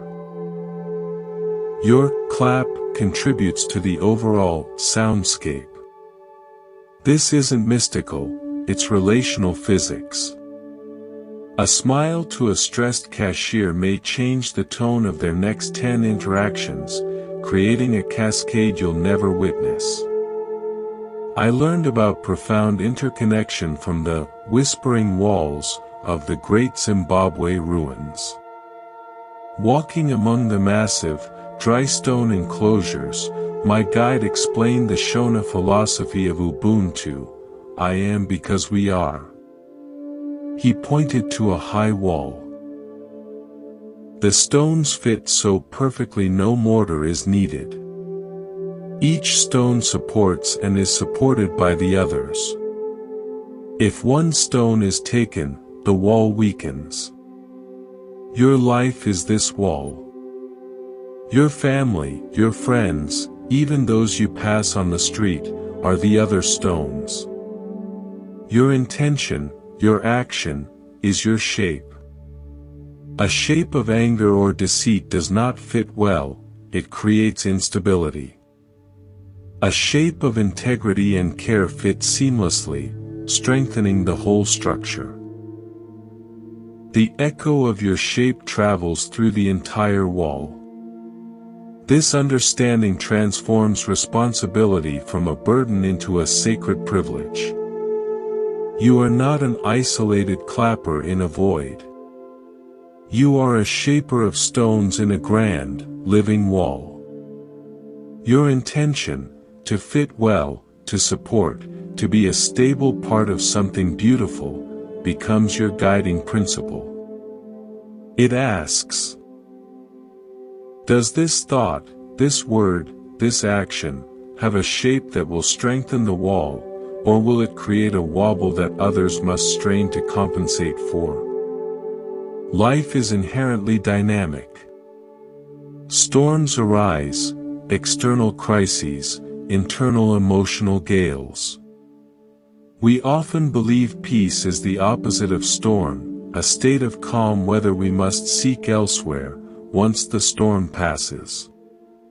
But there is another kind of peace, more reliable and always accessible, the peace at the very center of the storm itself. The eye of the hurricane. Picture a massive hurricane as seen from space. A swirling, terrifying vortex of clouds and wind hundreds of miles wide. Yet, at its exact center, there is a small, circular zone of profound stillness, the eye. The sun may be shining there. The air is calm. The storm has not ended, it rages all around. But in the center, there is quiet. This is not the peace of absence, but the peace of the center. It exists because of the storm structure, not in spite of it. Your own emotional and circumstantial storms have an eye. It is the center of your aware consciousness, the silent witness we spoke of earlier. When chaos erupts, a financial worry, a relationship conflict, a wave of grief, the instinct is to get caught in the swirling winds of thought, panicking, planning, blaming, fearing. This is like a weather plane flying into the storm wall. It is turbulent and disorienting. The practice is to learn, through the anchor of breath and body awareness, to navigate back to the eye. To find that still point within yourself from which you can observe the storm without being torn apart by it. This is a core principle of mindfulness-based stress reduction, MBSR. By practicing non-judgmental observation of present moment experience, including painful experience, we change our relationship to it. We learn to sit in the eye of the pain, acknowledging its presence without amplifying its story. From that center, responses arise that are clear, compassionate, and effective, rather than reactive and fear-based. I experienced a metaphorical version of this with fishermen in the Sundarbans mangrove forest of Bangladesh, a place prone to sudden, violent cyclones. They showed me their massive, anchored Bawali boats. When the storm signal comes, one explained, we do not try to outrun it to the open sea. We bring the boat here, to the thickest part of the mangroves. We tie it with many ropes to the strongest trees. Then we go below deck, to the small, windowless hold. We wait. Above, the wind screams and the trees thrash. But here, in the heart of the boat, tied to the heart of the forest, there is a deep rocking, a strange quiet. We are in the storm, but we are not of it. We are held. He tapped the wooden hull. You must know where your mangroves are. What are the ropes that tie you to your center? Your breath. Your values. Your practice. When the storm comes, go there. Tie yourself. Wait in the hold. The storm will pass. And you, in your center, will be intact. What are your mangroves? What are your ropes? Your daily practice of mindfulness, gratitude, or reflection is the act of identifying those strong trees and weaving those ropes. Then, when the storm hits, and it will, you are not helpless. You have a procedure. You return to the breath, the hold. You reaffirm a core value, the rope. You wait in the centered stillness, knowing the winds, though powerful, cannot destroy what is anchored deep. This is the peace that passes understanding, the peace in the heart of the howl. Welcome back. Let your awareness rest in the cradle of this moment, like a leaf floating on a slow-moving stream. We have navigated intention, interconnection, and the eye of the storm. Now, let us turn to the fundamental music of existence itself, the constant, gentle, and sometimes terrifying truth of impermanence. Everything changes. Not just the seasons or the years, but the cells in your body, the emotions in your heart, the thoughts in your mind, from one second to the next. Resisting this flow is the root of much of our suffering. Learning to dance with it is the secret to profound freedom. The ancient Greek philosopher Heraclitus said, "No man ever steps in the same river twice, for it is not the same river and he is not the same man." This is not just poetry, it is a precise description of reality. Imagine standing on the banks of the Ganges at Rishikesh at dawn. You dip your toe into the cold, swift water. That particular molecule of water that touches your skin is already gone, swept downstream and replaced by another, and another. The river is a process, a verb masquerading as a noun. You, watching it, are also a process. The sensation on your toe changes from shock to cold to numbness. The thought, "this is cold," arises and is replaced by another. The you, who dipped a toe is neurologically and experientially different from the you, who pulls it out. We suffer because we believe in nouns. We believe in a fixed me, a fixed problem, a fixed happy life. We grasp at moments of pleasure, trying to freeze them, and push away moments of pain, trying to delete them. But life is a river. Your very sense of self is a river, a flowing stream of sensations, perceptions, feelings, and thoughts.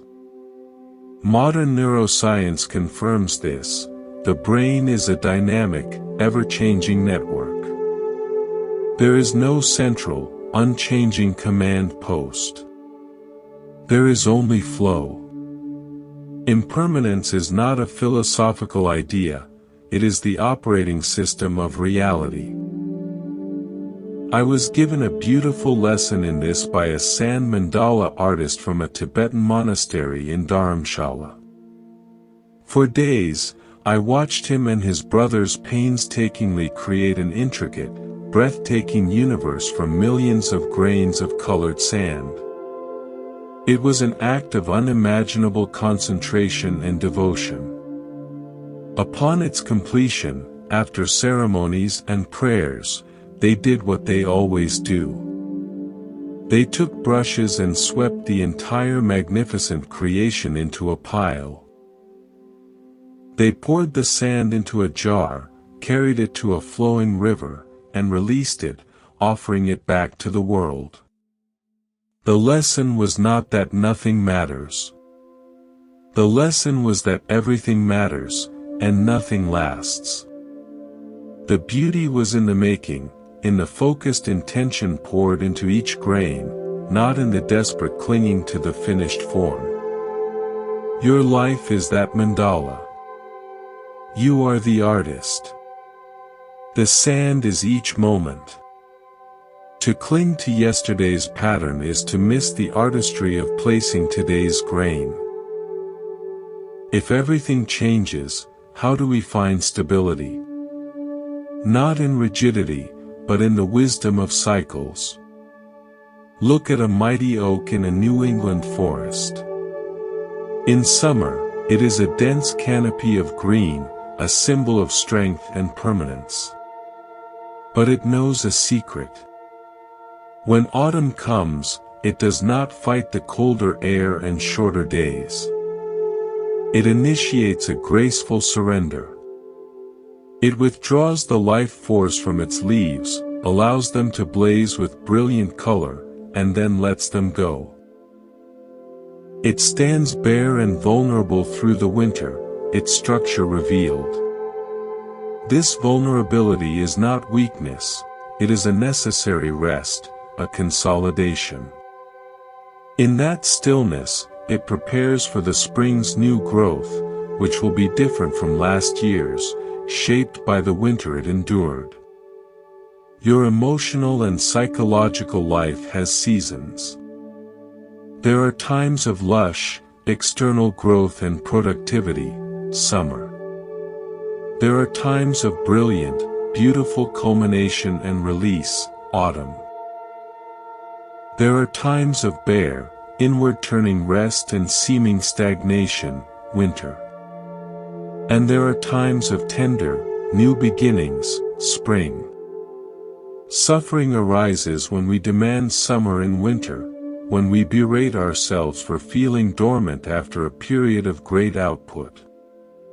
Or when we fear the autumn of an ending, not trusting that release makes space for new form. This concept is mirrored in the psychological understanding of restorative rest and integration. Our brains need downtime. Sleep, daydreaming, meditation, to consolidate learning, process emotions, and generate new ideas. The winter phase is not wasted, it is essential for healthy growth. The tree doesn't think its way through the cycle, it trusts the cycle. It is rooted.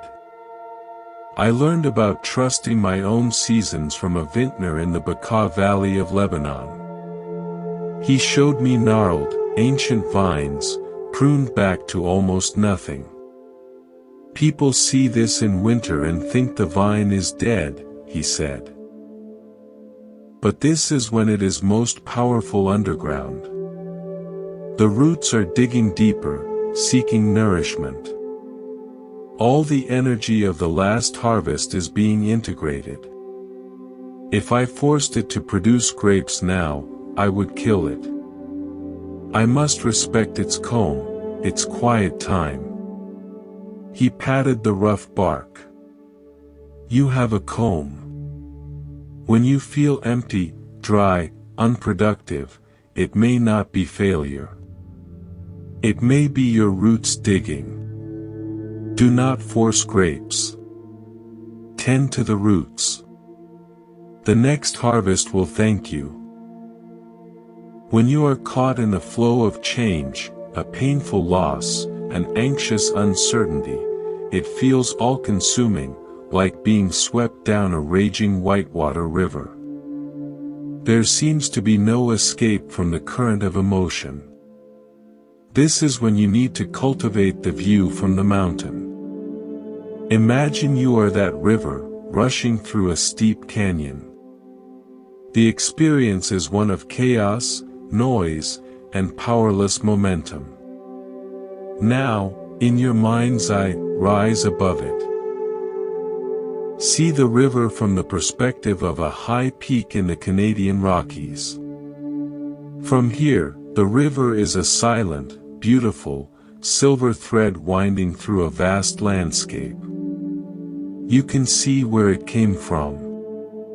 You can see where it is going. You can see that the furious rapids are just one small part of its long, meandering journey to the sea. The river is still changing, still moving, but from this vantage point, its movement is part of a majestic, graceful story, not a terrifying force. This is the practice of meta-awareness, awareness of awareness itself. It is the ability to step back from the content of your thoughts and feelings, the whitewater, and observe the process of thinking and feeling from a place of wider, quieter perspective, the mountaintop. From here, you can say, there is a strong current of fear right now, without being drowned by it. You can see that this, too, is a passing weather pattern in the vast landscape of your life. This doesn't deny the pain. It contextualizes it. It gives you breathing room. I was taught this shift in perspective by an old herder in the Altai Mountains of Mongolia. We were caught in a sudden, blinding blizzard on the high steppe. On the ground, it was a disorienting, frightening white void. He simply pointed upward. Through a brief tear in the clouds, we saw the eternal, sunlit peak of the mountain we were on. "The storm is here," he shouted over the wind, tapping his chest and the ground. "The clear sky is there," he said, pointing up. Both are true. Do not live only in the storm. Remember you are also the mountain. He then calmly led us to shelter. He wasn't denying the blizzard, he was holding a larger truth alongside it, which kept him from panic. When you are in the whitewater of change, grief, or fear, practice finding the mountaintop. Close your eyes. Take 3 deep breaths. Imagine your awareness floating up and out of the chaotic scene, until you can look down on it with spaciousness. See the situation as part of your larger journey. This isn't avoidance. It is wisdom. It is remembering that you are both the river and the mountain that holds the river. The river changes. The mountain endures. Your true self is the mountain. Welcome back. Let your thoughts settle like sediment in a still pond, leaving the water of your mind clear. We've danced with change and viewed life from the mountaintop. Now, let's turn inward to a quiet, often overlooked space, the realm of what has not yet been expressed. Within you lies not just who you are, but who you might become. This potential is not a demand, it is a whisper. A candle unlit in a quiet room. Imagine a forgotten seed vault in a monastery in Ethiopia, a bank of biodiversity. Inside clay pots and cool, dark rooms lie seeds of ancient grain varieties, medicinal herbs, and fruit trees thought to be extinct. They are dormant. They are not growing, not producing, not doing anything to prove their worth. Yet, their potential is immense. Given the right conditions, soil, water, sunlight, they could spring forth and nourish generations. Their value is inherent, not in their current state, but in their latent possibility. They are patiently, silently, waiting for their season. You contain such seed vaults. Talents untouched. Kindness is unspoken. Ideas unformed. Courage untested. We often mistake this dormancy for worthlessness. We look at the unlit candle and see only the absence of light, not the presence of wax and wick, ready for a spark. Society shouts, produce. Achieve. Show your flame. But the seed vault teaches a different wisdom. Some potentials are meant to wait for the right season, the right conditions of your inner readiness. Pressuring a seed to sprout in winter only kills it. The first step is to acknowledge the seed exists, to value it even in its dormancy. This aligns with the psychological concept of the possible self. The mental representations of what we might become, which can serve as powerful motivators and sources of meaning, even before any action is taken. Simply envisioning a kinder, braver, or more creative version of yourself has neurological impact, priming your brain to recognize opportunities to become it. I was reminded of this in the silent scriptorium of an Armenian monastery, where ancient parchments were preserved. The librarian showed me a page where the original text had been carefully scraped away and a new one written over it, a palimpsest. But with special light, he said, turning on an ultraviolet lamp, you can still see the ghost of the older, first writing underneath. He pointed to faint, beautiful letters glowing beneath the surface text. Nothing is ever truly lost. The first intention, the older song, is still there, waiting to be reread. Your unexpressed potential is that older, sacred writing beneath the surface text of your daily life. It hasn't vanished.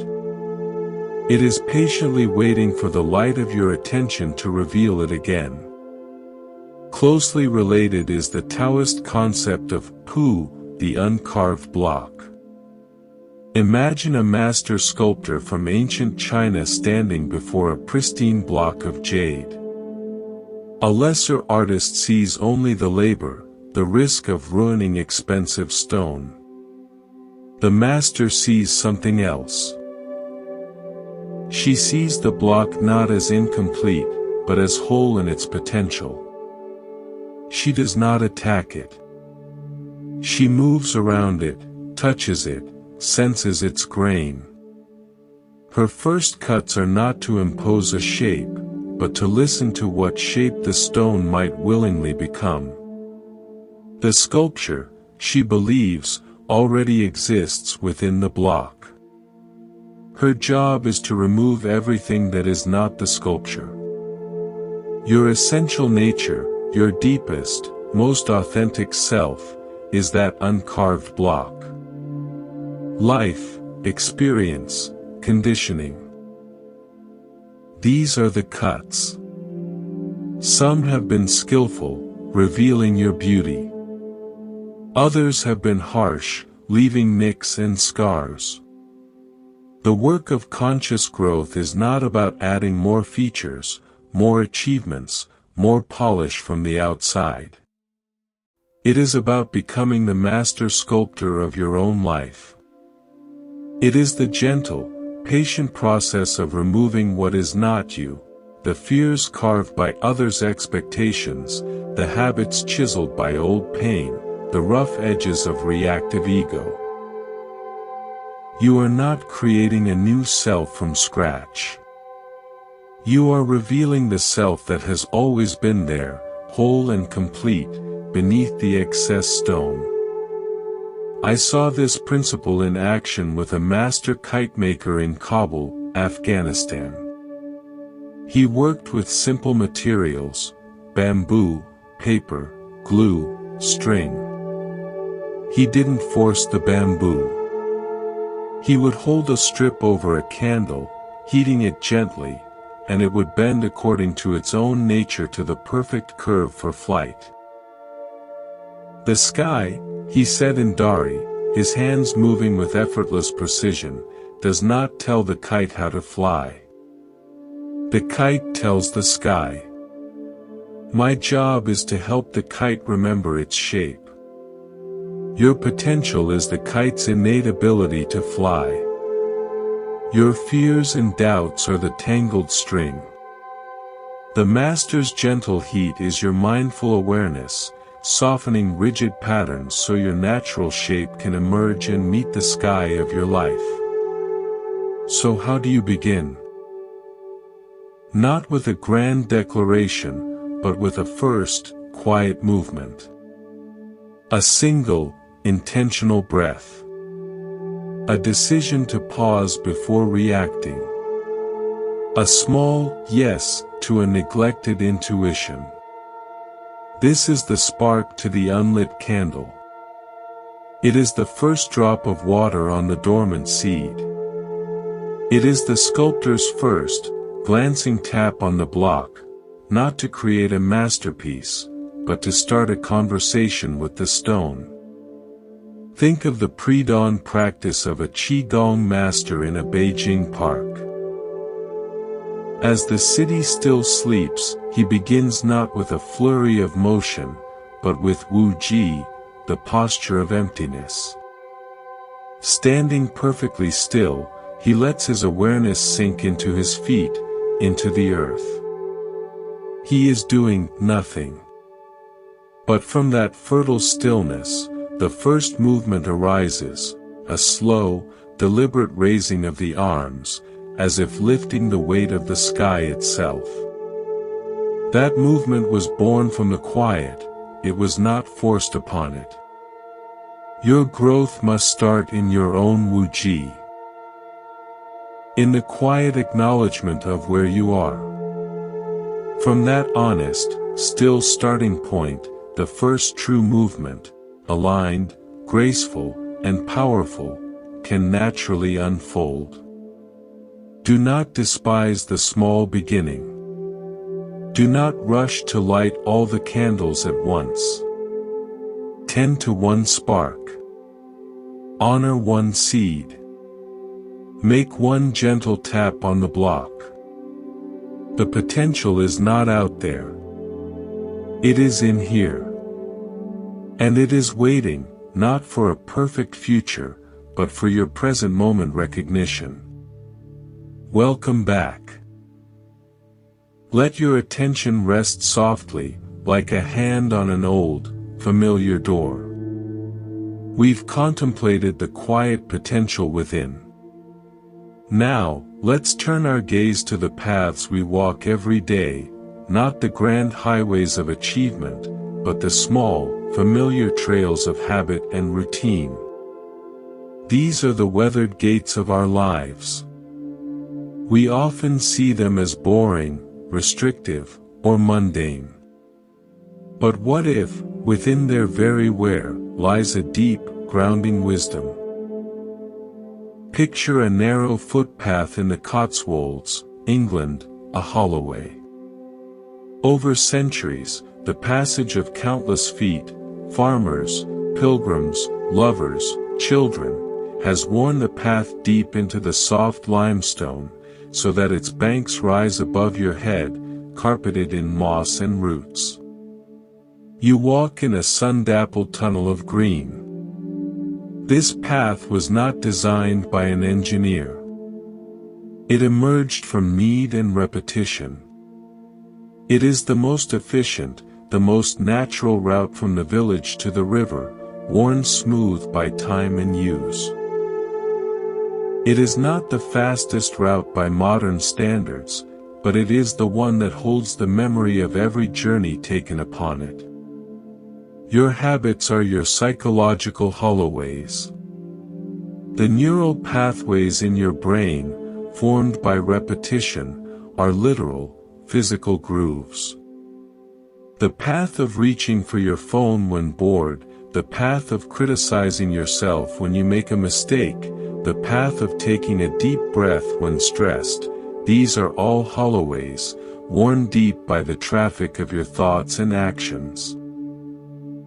The question is not whether you have paths, but which ones have been worn deepest by your attention. Are they paths of worry, leading to the swamp of anxiety? Or are they paths of gratitude, leading to the clearing of contentment? You are, every moment, wearing your path deeper with the footsteps of your choices. I learned to see the beauty in worn paths from a postman on the remote Greek island of Folegandros. His daily route was a labyrinth of steep, whitewashed steps and zigzagging donkey trails. I have walked these same steps for 35 years, he said, not with boredom, but with reverence. I know where each stone is loose. I know which step catches the morning sun. I know which courtyard has the jasmine that blooms in May. The path is not something I travel on, it is something I travel with. We know each other. His routine was not a cage, but a deep, intimate relationship with a place. Your daily rituals, when approached with this presence, cease to be chores. They become a form of communion with your own life. Now, think of a different kind of wear, the polished wooden floor at the entrance to a traditional Japanese dojo. The threshold is deeply worn, even dented, by thousands of bows over hundreds of years. Each student, before entering the practice space, bows deeply at this exact spot. This wear is not a sign of decay, but a testament to respect, discipline, and the humility of beginning. The worn threshold is a teacher. It says, set aside your outer world here. Cross over into awareness. Your mind needs such thresholds, small rituals that mark a transition from one state to another. The breath you take before answering a difficult email. The moment of silence before a meal. The act of taking off your shoes when you come home. These are psychological bows. They are conscious acts of wear that create a groove of intention. They interrupt autopilot and carve a space for choice. Over time, that worn spot, that little ritual, becomes a powerful anchor. It tells your nervous system, now, we practice. Now, we are present. Now, we begin again. I saw the power of the worn threshold in the workshop of a violin maker in Cremona, Italy. The floor around his workbench was smoothed and darkened by centuries of luthiers standing in that exact spot, leaning into their craft. He placed his foot in a slight depression. My teacher stood here. And his teacher. We are not just making violins, he said. We are standing in the same stance, asking the wood the same questions. This wear on the floor holds our collective attention. It guides my hand. Your small, daily rituals of mindfulness are like that. You are standing in the stance of your ancestors in spirit, all those who have sought peace and clarity. You are wearing a path of awareness that others, and your future self, can follow. We chase novelty, believing freedom lies in the new and the different. But there is a profound freedom in the deeply known. When a path is so familiar it requires no conscious thought, it frees your attention for other things. The musician who has practiced scales until they are muscle memory is free to pour emotion into the melody. The writer with a solid routine is free to be swept away by inspiration. The wear of good habit creates efficiency of mind, liberating cognitive resources for creativity, presence, and joy. Consider the night watchman in the labyrinthine shelves of the Library of Congress. He walks the same silent routes night after night. Because his path is so known, his mind is free. He notices the subtle scent of old paper in one aisle, the different echo in another. He is not lost in thinking about where to turn next, he is profoundly present within the familiarity. His worn path allows him to be a deeper witness to the beauty of the place itself. Your life is that library. The where of your positive habits, of meditation, of kindness, of organization, frees you from the chaos of constant decision-making. It creates a calm, orderly inner space where the subtle, beautiful details of your existence can be noticed and appreciated. The weathered gate is not a barrier, it is the entrance to a garden you know so well you can walk through it in the dark, feeling the shape of every leaf, hearing the whisper of every branch, finally at home within yourself. Part 11, The Bridge of Echoes, How Your Words Shape Your World. Welcome back. Let your awareness become still and receptive, like the surface of a forest pool at dawn. We've walked the worn paths of habit. Now, let's listen to the sounds we make upon them, our words.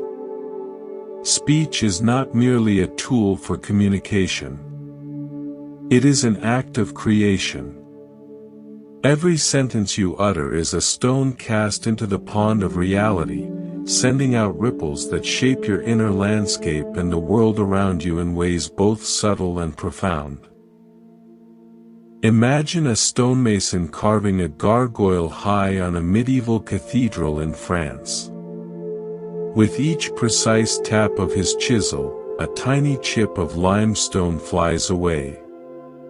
He is not just removing stone, he is revealing a form. A grimace, a grin, a silent scream frozen in rock for centuries. His tap-tap-tap is slow, deliberate. He knows that a misplaced strike can ruin the work. He is, literally, speaking a creature into existence through a series of calculated, impactful blows. Your words are that chisel. Each one, whether spoken aloud or whispered in the silent chamber of your mind, chips away at the raw material of your experience. A repeated thought of, "I can't handle this," sculpts a face of powerlessness. A habitual statement of, "I am so grateful for," reveals a countenance of abundance.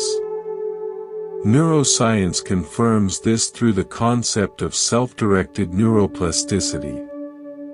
The narratives you repeat, to yourself and others, strengthen specific neural pathways, literally carving the functional structure of your brain. You are the stonemason, and your mind is the cathedral wall. What face are you carving? I learned the weight of verbal carving from a tribal elder of the Maori people in New Zealand. He explained the concept of tauna, treasured possessions, which include not only physical heirlooms but also language, stories, and songs. When we speak, he said, his voice a low rumble, we do not just send air over our vocal cords. We send wakapapa, genealogy. Each word carries the breath of our ancestors who shaped it. To speak carelessly is to dishonor that breath. To speak with intention is to add a strong link to the chain for those who come after. He then performed a waikarero, formal speech, and the air itself seemed to thicken with the presence of history. Your internal monologue has its own wakapapa. Is it a lineage of criticism, or one of encouragement? Now, think of your words not just as a chisel, but as a sound. Shout anger in a narrow canyon, and the echo that returns is anger, anger, anger. Whisper peace, and a softer echo returns. This is the law of psychoacoustic resonance in your life. The emotional quality of your speech creates an atmosphere that bounces back to you, amplified by your relationships and circumstances. A sarcastic comment often returns as defensiveness. A genuine compliment frequently circles back as cooperation or warmth. This isn't mystical, it's social psychology. We engage in emotional contagion, unconsciously catching and mirroring the emotional tones of those around us. By consciously choosing the tone and content of your speech, you become a tuning fork for your environment. You can change the echo in your canyon. I witnessed this transformative echo in a humble barbershop in Selma, Alabama. It was more than a place for haircuts, it was a forum. The old barber, clippers buzzing, would listen to the talk, often of frustration, of old injustices, of daily struggles. He rarely spoke first. But when he did, his voice was calm, measured, often pointing to a small victory, a local hero, a reason for pride. Slowly, the tone of the conversation in the room would shift. The echoes of complaint would soften, and echoes of resilience would grow stronger. He was, quite literally, changing the sound in the room, one deliberate word at a time. You have this same power in the internal barbershop of your mind and in your circles. What echo are you feeding? Finally, remember that some of the most powerful shaping is done by the words you choose not to say. The withheld insult. The unsent inflammatory text. The judgment you observe but do not voice. This is the architecture of silence. It's like a skilled architect designing a building not just by placing walls, but by creating intentional empty spaces, atriums, courtyards, windows, that define the experience of light and space.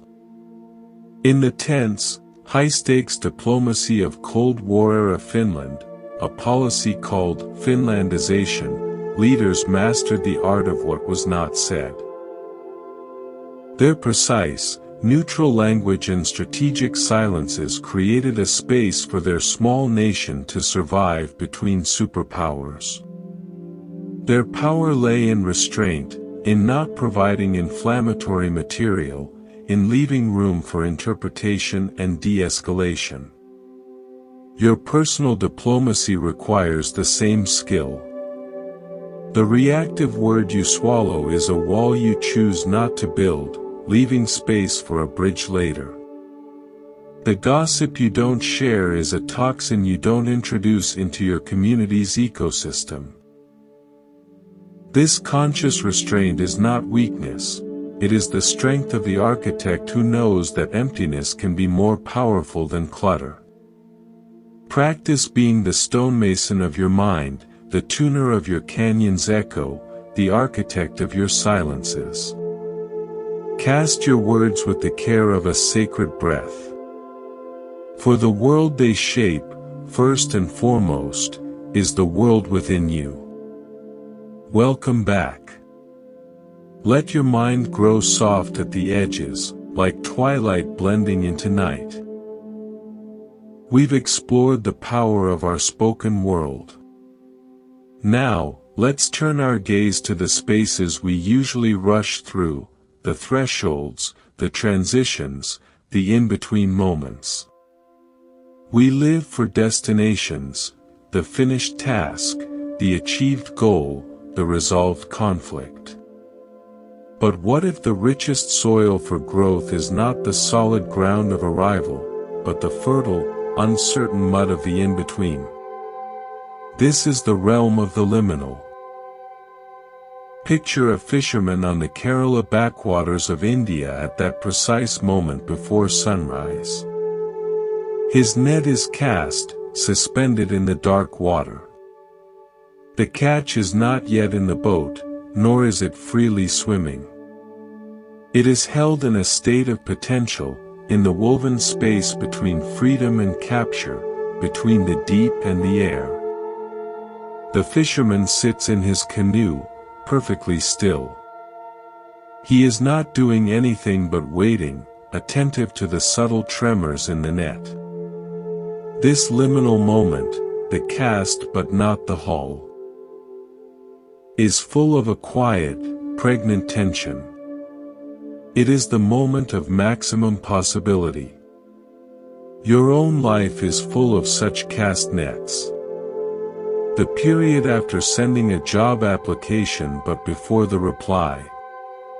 The space between a heartfelt question and an answer. The time of recovery after an illness, when you are no longer sick but not yet fully strong. We hate these spaces. We call them limbo, and try to claw our way out with anxiety or distraction. But the fisherman teaches us, this is not a void to be escaped. It is a sacred workspace. It is where things are being gathered, arranged, made ready, beneath the surface of visible action.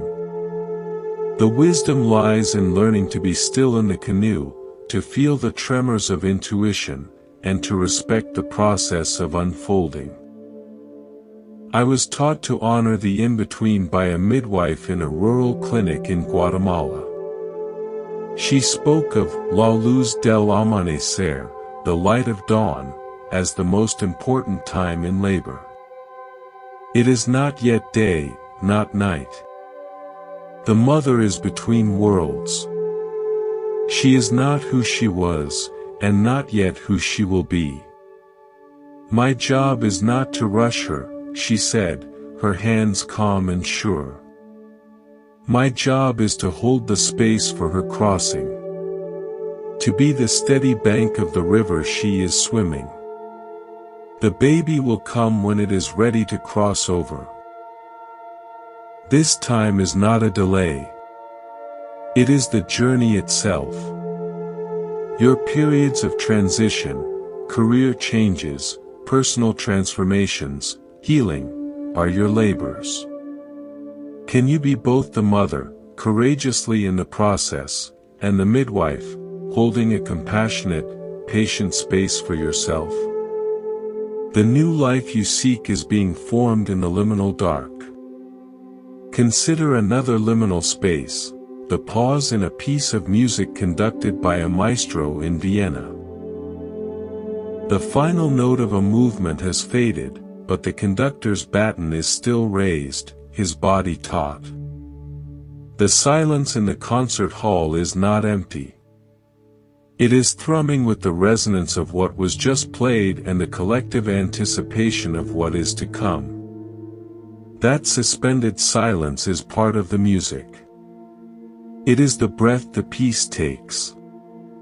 Without it, the next movement would feel abrupt, unearned. Your life has these musical pauses. The end of a project. The quiet after a conflict. The stillness following a period of intense joy or sorrow. Our instinct is to immediately fill the silence, to start the next thing, to smooth over the discomfort, to move on.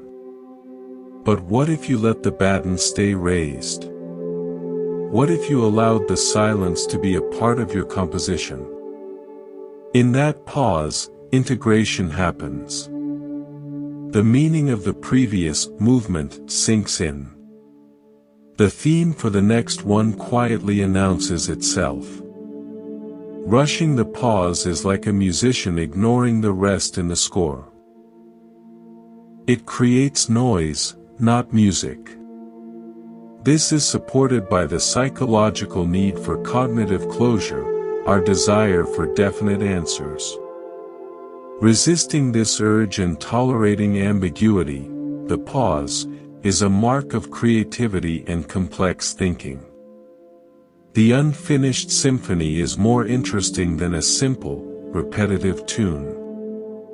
I learned the art of the pause from a watchmaker in the Jura Mountains of Switzerland.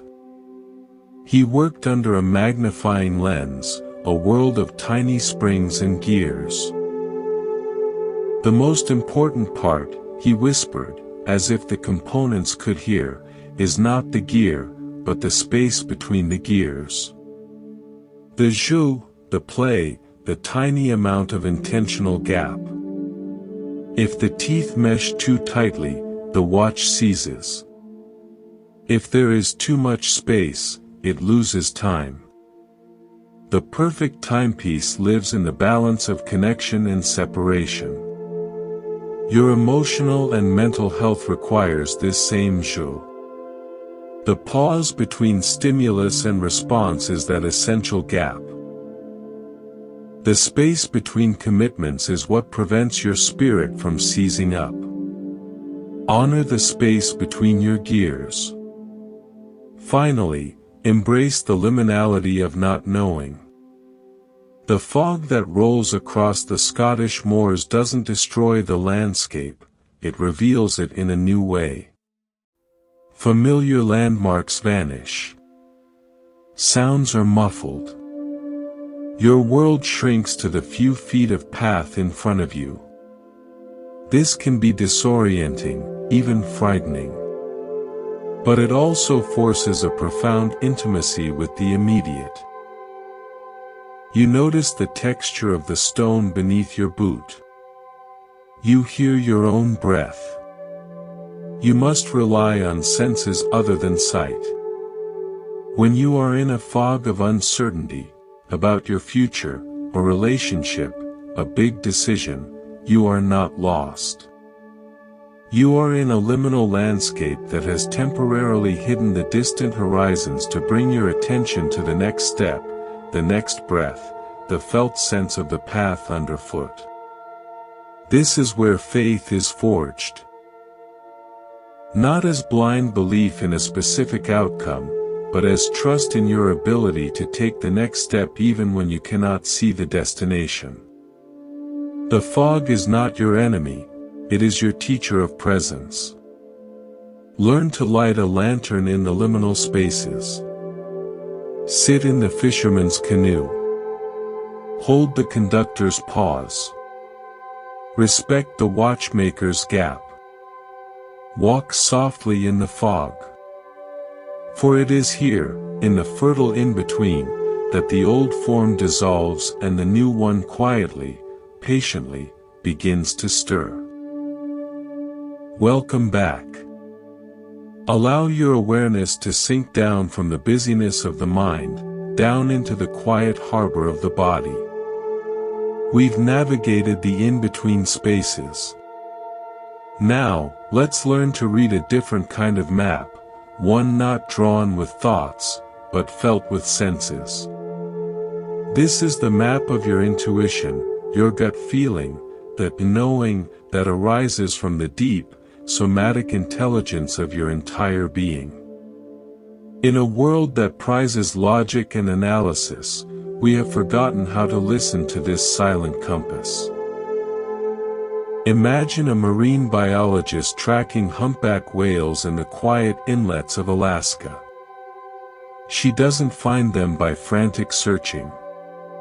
She cuts her boat's engine and floats, listening. She hears the blow, a deep, resonant whoosh as a whale surfaces to breathe. She feels the low-frequency song through the hull of the boat before she hears it with her ears. Her tools are not just sonar screens, they are her own cultivated senses, tuned to perceive signals that are easy to miss in the noise. The whale's communication is not in words, but in vibrations, in patterns of movement, in the language of a vast, liquid world. Your intuition speaks in a similar language. It is not a loud, logical argument.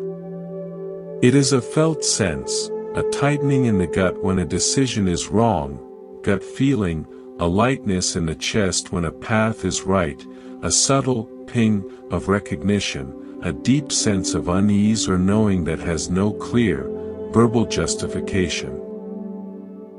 This is your body's wisdom, the accumulated intelligence of your nervous system processing millions of data points below the level of conscious thought. Scientists call this interoceptive awareness, the ability to perceive the internal state of your body. This awareness is the gateway to intuitive knowing. I learned to trust this somatic whisper from a wilderness tracker of the Sand People in the Kalahari. He could read the ground, a bent blade of grass, the texture of sand.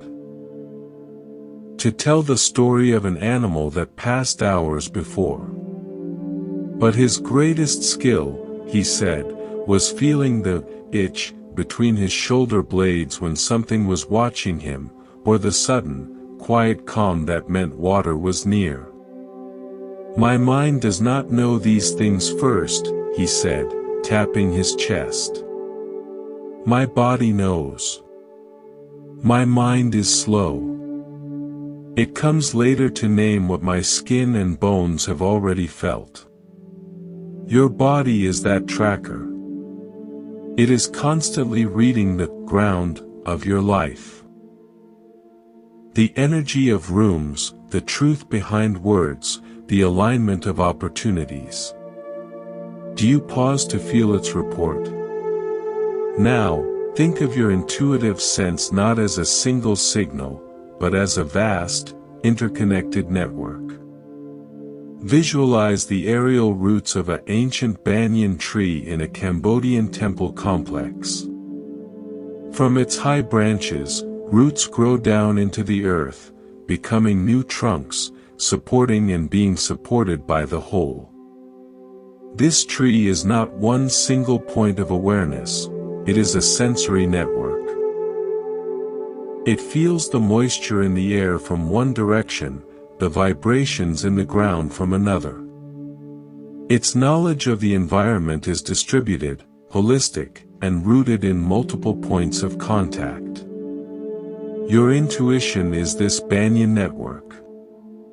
It is not located just in your gut or your heart. It is the integrated signal from your entire being, your emotional heart, your enteric nervous system, the second brain in your gut. Your posture, your muscle tension, even the subtle energy you feel in a place or from a person. A logical decision analyzes separate pieces. An intuitive decision perceives the pattern of the whole. This is why, going with your gut often leads to better long-term outcomes than pure, detached analysis when dealing with complex, human-centered situations. It's your inner banyan processing the complete picture. I witnessed this network knowing in the orchestra pit of the Sydney Opera House. Before a concert, the musicians weren't just tuning their individual instruments. They were listening to the room. They played a note and paused, feeling how the acoustics of the hall wrapped around the sound. They were tuning not just to each other, but to the space itself, becoming one resonant instrument. Your intuition is you, tuning yourself to the room of your life. It's you listening for the resonance or dissonance between an opportunity and your core being, between a person and your spirit. The challenge is that intuition's frequency is easily jammed by the static of constant thinking, worrying, and doing. To hear the whales blow, the biologist must turn off the engine. To feel the tracker's itch, you must be still. To tune the orchestra, there must be a moment of silence. This is the practice of embodied mindfulness. It's not about emptying the mind, but about filling the awareness with the sensations of the body. Sitting quietly and asking, what do I feel here, in the stomach, the chest, the throat? Not analyzing, just feeling. In that stillness, the subtle signals, the gentle yes, the firm no, the quiet warning, begin to emerge from the background noise. It is in the pause between thoughts that the compass needle settles and points true. Carve out moments to turn off your mental engine. Float. Listen. Feel the whisper of the waters, the network of the banyan, the resonance of the hull. Your silent compass is always speaking. Your task is to become fluent in the language of your own flesh and bone. This part explored intuition as a form of embodied, somatic intelligence. It introduced new original stories from an Alaskan marine biologist, a sand tracker in the Kalahari, a Cambodian banyan tree, and the Sydney Opera House Orchestra. Welcome back. Let your attention rest, gentle and open, like soft soil after a spring rain. We've listened to the body's silent compass. Now, let's turn to the ground from which all our experiences grow, the soil of the mind. Your thoughts, moods, and reactions are not random weeds, they are plants growing from seeds sown in the fertile medium of your attention, your beliefs, and your silent inner dialogue. You are not just a passerby in this garden. You are its gardener, whether you know it or not. Imagine a practitioner of permaculture in the highlands of Costa Rica. She doesn't fight the jungle, she works with its principles. She knows that soil health is everything. She nourishes it with compost, protects it with ground cover, and plants diverse species that support each other.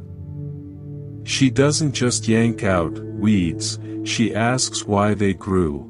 Is the soil too acidic, too compacted? She understands that a vibrant, resilient ecosystem above ground is rooted in the invisible, cared-for world below. Your mind is this permaculture plot. Every input, a news headline, a conversation, a memory you replay, is a seed or a nutrient dropped into your mental soil. Your beliefs are the pH balance. Your habitual thoughts are the most established plants, dropping their own seeds for the next crop.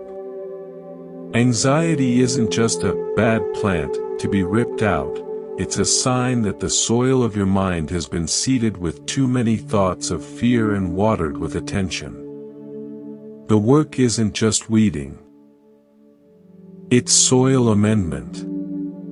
It's consciously adding the compost of gratitude, the mulch of self-compassion, and planting seeds of constructive, nourishing thought that will, over time, crowd out the invasives. This is the practical heart of cognitive reframing and positive neuroplasticity.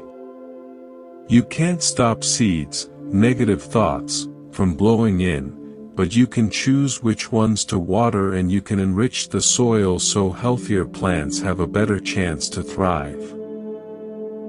I learned this from a veteran vineyard manager in the Douro Valley of Portugal. His oldest vines produced the most complex port wine. The secret is stress and care, he said. The soil here is schist, rocky, poor, well-draining. The vine struggles, roots go deep. That struggle gives intensity. But, he emphasized, if I only give stress, the vine dies. I must also give precise care, a little water at the right time, pruning to focus energy. Poor soil plus no care equals death. Rich soil plus no stress equals bland wine. The masterpiece is in the balance of challenge and nurture. Your mental soil needs both, the enriching care of positive practices, and the strengthening stress of facing manageable challenges without being overwhelmed. You are the vineyard manager of your soul. Beneath the visible plants of your thoughts lies an even deeper layer, the mycelial network of your core beliefs. In a forest, mycelium, the fungal web, connects trees underground, allowing them to share nutrients and warnings. It is the hidden infrastructure of the ecosystem. Your deep-seated beliefs about yourself, I am capable, I am unlovable, the world is safe, are this mycelial network. They are invisible, but they determine what can grow in the soil above. A belief of not enough will connect and nourish every thought of scarcity, making it robust. A belief of learning will support thoughts of curiosity even after failure. Changing a visible thought is like pruning a branch. Changing a core belief is introducing a new, healthier mycelial network. It's slower. It requires consistent new evidence, acts of courage to challenge, I am weak, and it often means breaking connection with the old, toxic network.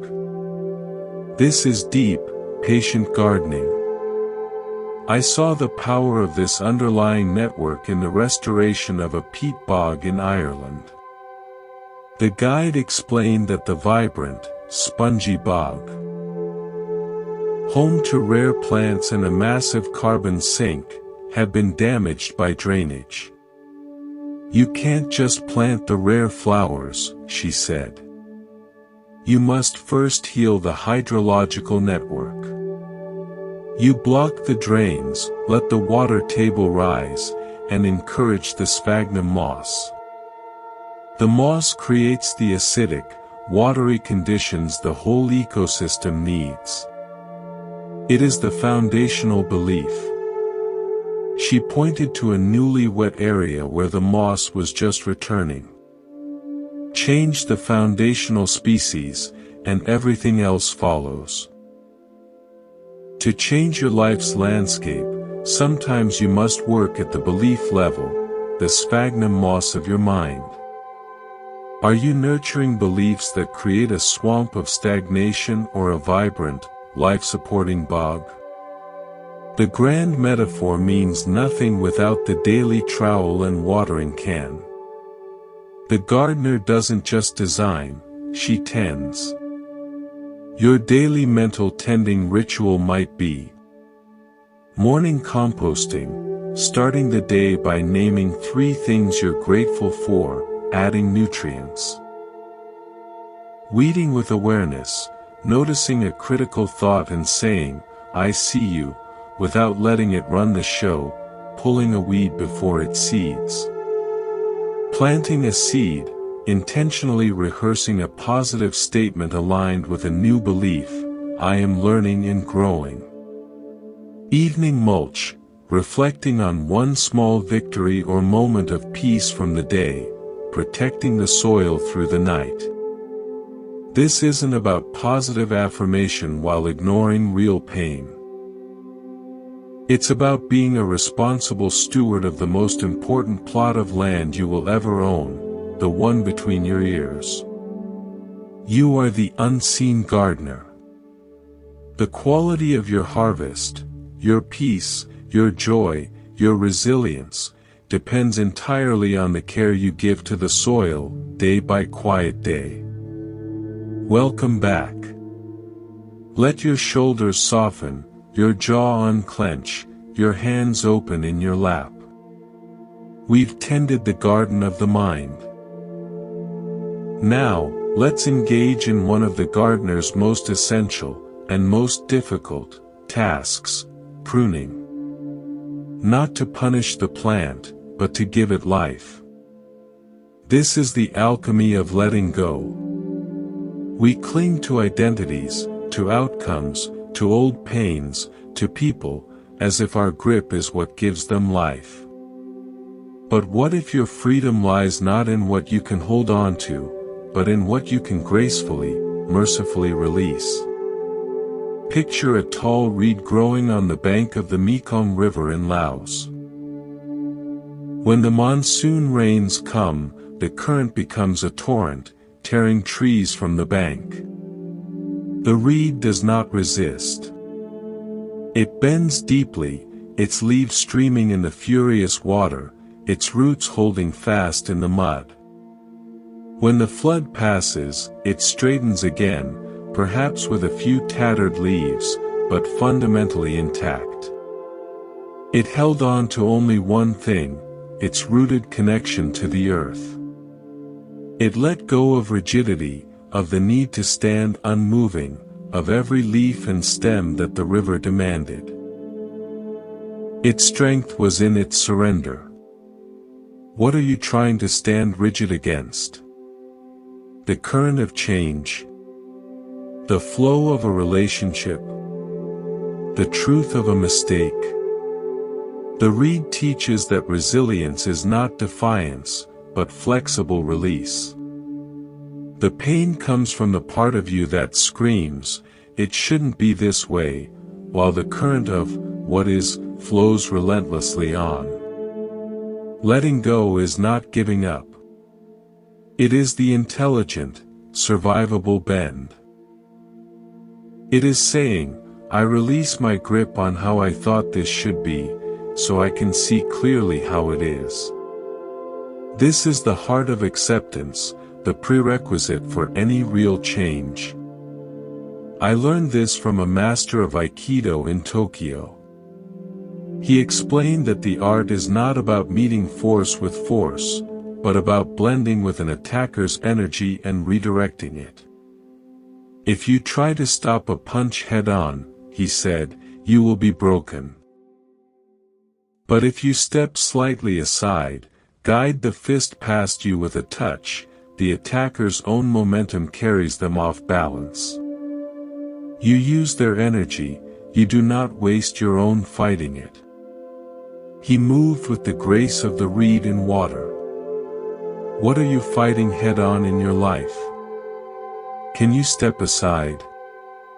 Can you let its energy pass by, rather than letting it break you? Letting go is that sidestep. It is the redirection of your precious life energy away from futile resistance and toward creative response. We spoke earlier of the sand mandala's dissolution. Let's return to it with a different lens, non-attachment to form. The monks spend days creating a breathtaking, intricate universe. They know its fate.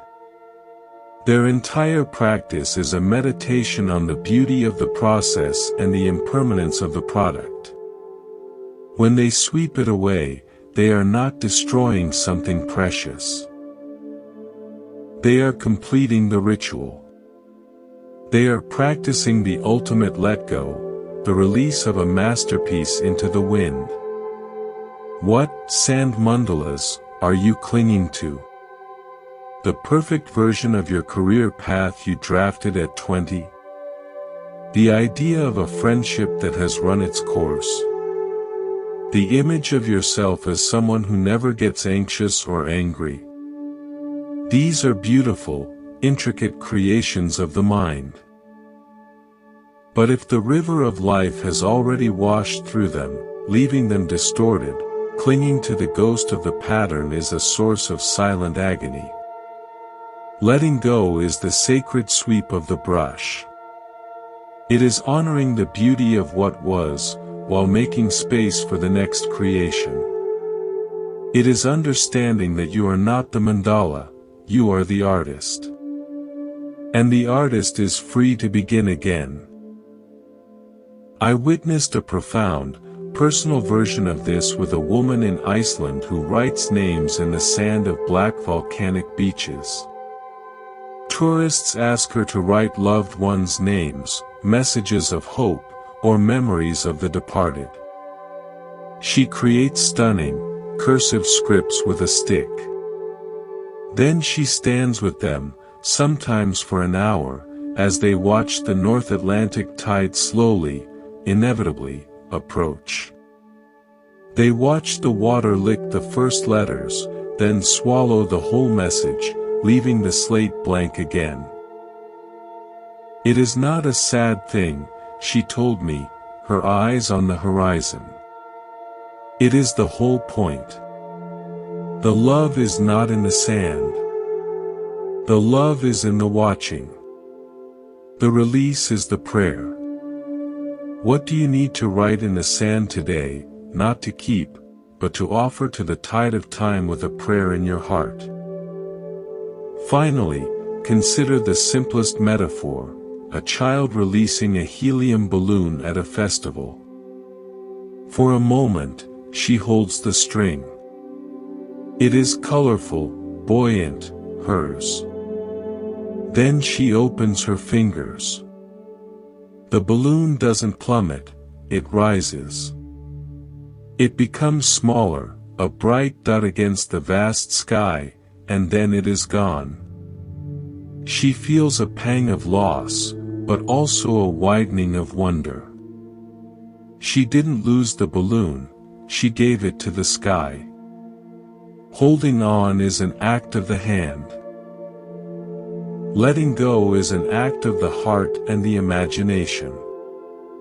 It is trusting that releasing something, a grudge, a dream, a version of the past, doesn't mean it vanishes into nothingness.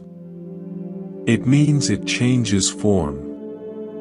The grievance released may become the space for peace. The outdated dream released may become the openness for a better fitting one. The pain released may become the wisdom that gentles your touch in the world. Practice being the reed. Complete your mandalas. Write your prayers in the sand. Open your hand to the sky. Letting go is not the end of something. It is the necessary breath out that makes room for the new breath in. It is the alchemy that turns the weight of clinging into the lightness of freedom. Welcome back. This is our final time together in this journey. Let your awareness settle deeply, like a stone finding its resting place at the bottom of a clear pond. We have traveled through many landscapes, of choice, silence, intuition, garden, and release. Now, we come to the final, quiet truth: all these paths lead back to a single point. Not a destination, but a source. The journey of becoming is, ultimately, a journey of returning. Returning to the awareness that was there before the first thought of being lost, or broken, or in need of fixing. It is the tide returning to the shore, not as a stranger, but as the ocean recognizing itself. Imagine the keeper of a lonely lighthouse on a fjord in Norway. His work is cyclical. At dusk, he climbs the spiral stairs, lights the great lamp, and tends its beam through the long, dark night. At dawn, he extinguishes it, descends, and sleeps. But in the quiet afternoon, he often walks down to the small wooden dock. He doesn't do anything there. He just sits, looking out at the same water his light scans at night. In the daylight, he sees the water's true color, the mountains reflected in it, the birds skimming its surface. The night's work of guiding others is essential.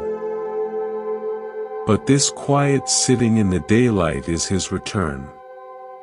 It is him remembering that he is not separate from the vast, beautiful scene he serves. He is part of the fjord, too. Your spiritual practices, your meditation, your mindful pauses, your acts of kindness, are like lighting the lamp. They are necessary work in the night of confusion, guiding you and others. But integration is the walk to the dock in the afternoon sun. It is the moment you stop doing awareness and simply are awareness. You look at the contents of your life, the thoughts, the feelings, the roles, and you see them reflected in the still water of your own presence. You remember, I am not just the keeper of this mind, I am also the vast, still fjord that holds it. This is non-dual awareness, the effortless recognition that you are both the experience and the space in which the experience occurs. I witnessed this gentle return in the daily life of a shepherd in the Abruzzo region of Italy. His days were long, following the sheep up and down the mountainsides. But every evening, without fail, he would stop at a particular spring. He would drink deeply, then wash his face and hands. It was a ritual, but not a religious one. I am not just cleaning the dirt of the day, he said. I am washing the mountain off of me, back into the mountain. I come from this water and stone. For a few hours in the field, I forget. This reminds me.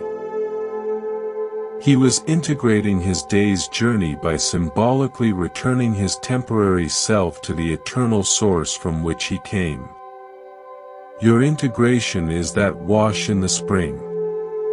It is the daily practice of remembering your source nature, awareness itself, and letting the dust of your struggles settle back into it. Recall the mosaic we began with, the cathedral built of tiny stones. After a lifetime of careful placement, the mason finally steps back. From up close, he could only see his latest stone, the color in his hand, the spot of mortar. But from this new distance, the individual stones blur. What he sees is the picture. The soaring arch. The saint's face. The light through the window illuminating the whole. He sees that his millions of small choices were not just a pile of rocks, they were a language. They were singing a single, unified song of devotion that he can only hear when he stops placing stones and listens. Your life's work of micro-choices, the breaths, the pauses, the kindnesses, the releases, is your mosaic. Integration is the stepping back. It is the perspective that allows you to see not the isolated struggles or triumphs, but the emerging pattern of your becoming. The anxious thought, the joyful moment, the period of patience, the flash of anger, these are not mistakes or masterpieces in isolation. They are the contrasting tiles that give depth and form to the grand image of a human life, lived with increasing awareness. You stop judging individual tiles and start appreciating the emerging picture, a life of courage, softening, and ever-deepening return to love. We spoke of echoes in the canyon, of how the stories we tell bounce back to us. There is a final echo to listen for. After you have worked with your stories, after you have changed the shouts into whispers, you may hear something beneath the last fading reverberation. Silence. And in that silence, you may realize the canyon itself was an illusion. The mountain, the air, the sound, all of it was you. The voice that seemed to echo back was your own original voice, meeting you from a different angle, teaching you what you needed to hear. This is the journey's end and its beginning, self-realization. Not as a grandiose achievement, but as a humble, sweet homecoming. The you that has been seeking peace, wisdom, and transformation finally relaxes into the awareness that has been present all along, watching the seeking. The seeker dissolves into the finding. It is not that you become perfect. It is that you realize you were always whole, even in your brokenness. Even while placing the stones, you were the cathedral. Even while tending the garden, you were the soil and the sunlight. Even while listening for the echo, you were the source of the sound. So tonight, as we end, do not try to hold all these teachings. Do not add them as more stones to carry. Let them be like the shepherd's water, washing over you and returning to the source. You are the mason and the mosaic. You are the gardener and the soil. You are the river and the reed. You are the lighthouse and the fjord. You are the seeker, and you are the home you seek. Every day, every moment, is a new chance to remember this. To become a better you is not to build a new self, but to gently, faithfully, return to the one that was always here, waiting patiently beneath the noise, shining quietly beneath the story. The journey continues. But you are no longer a stranger on the path. You are the path, and the one who walks it, and the love that makes the walking worthwhile. Thank you for walking this way in the monk's temple. May you carry this quiet knowing into your tomorrow, and all your days. Rest well. Grow gently. Come home, again and again, to yourself.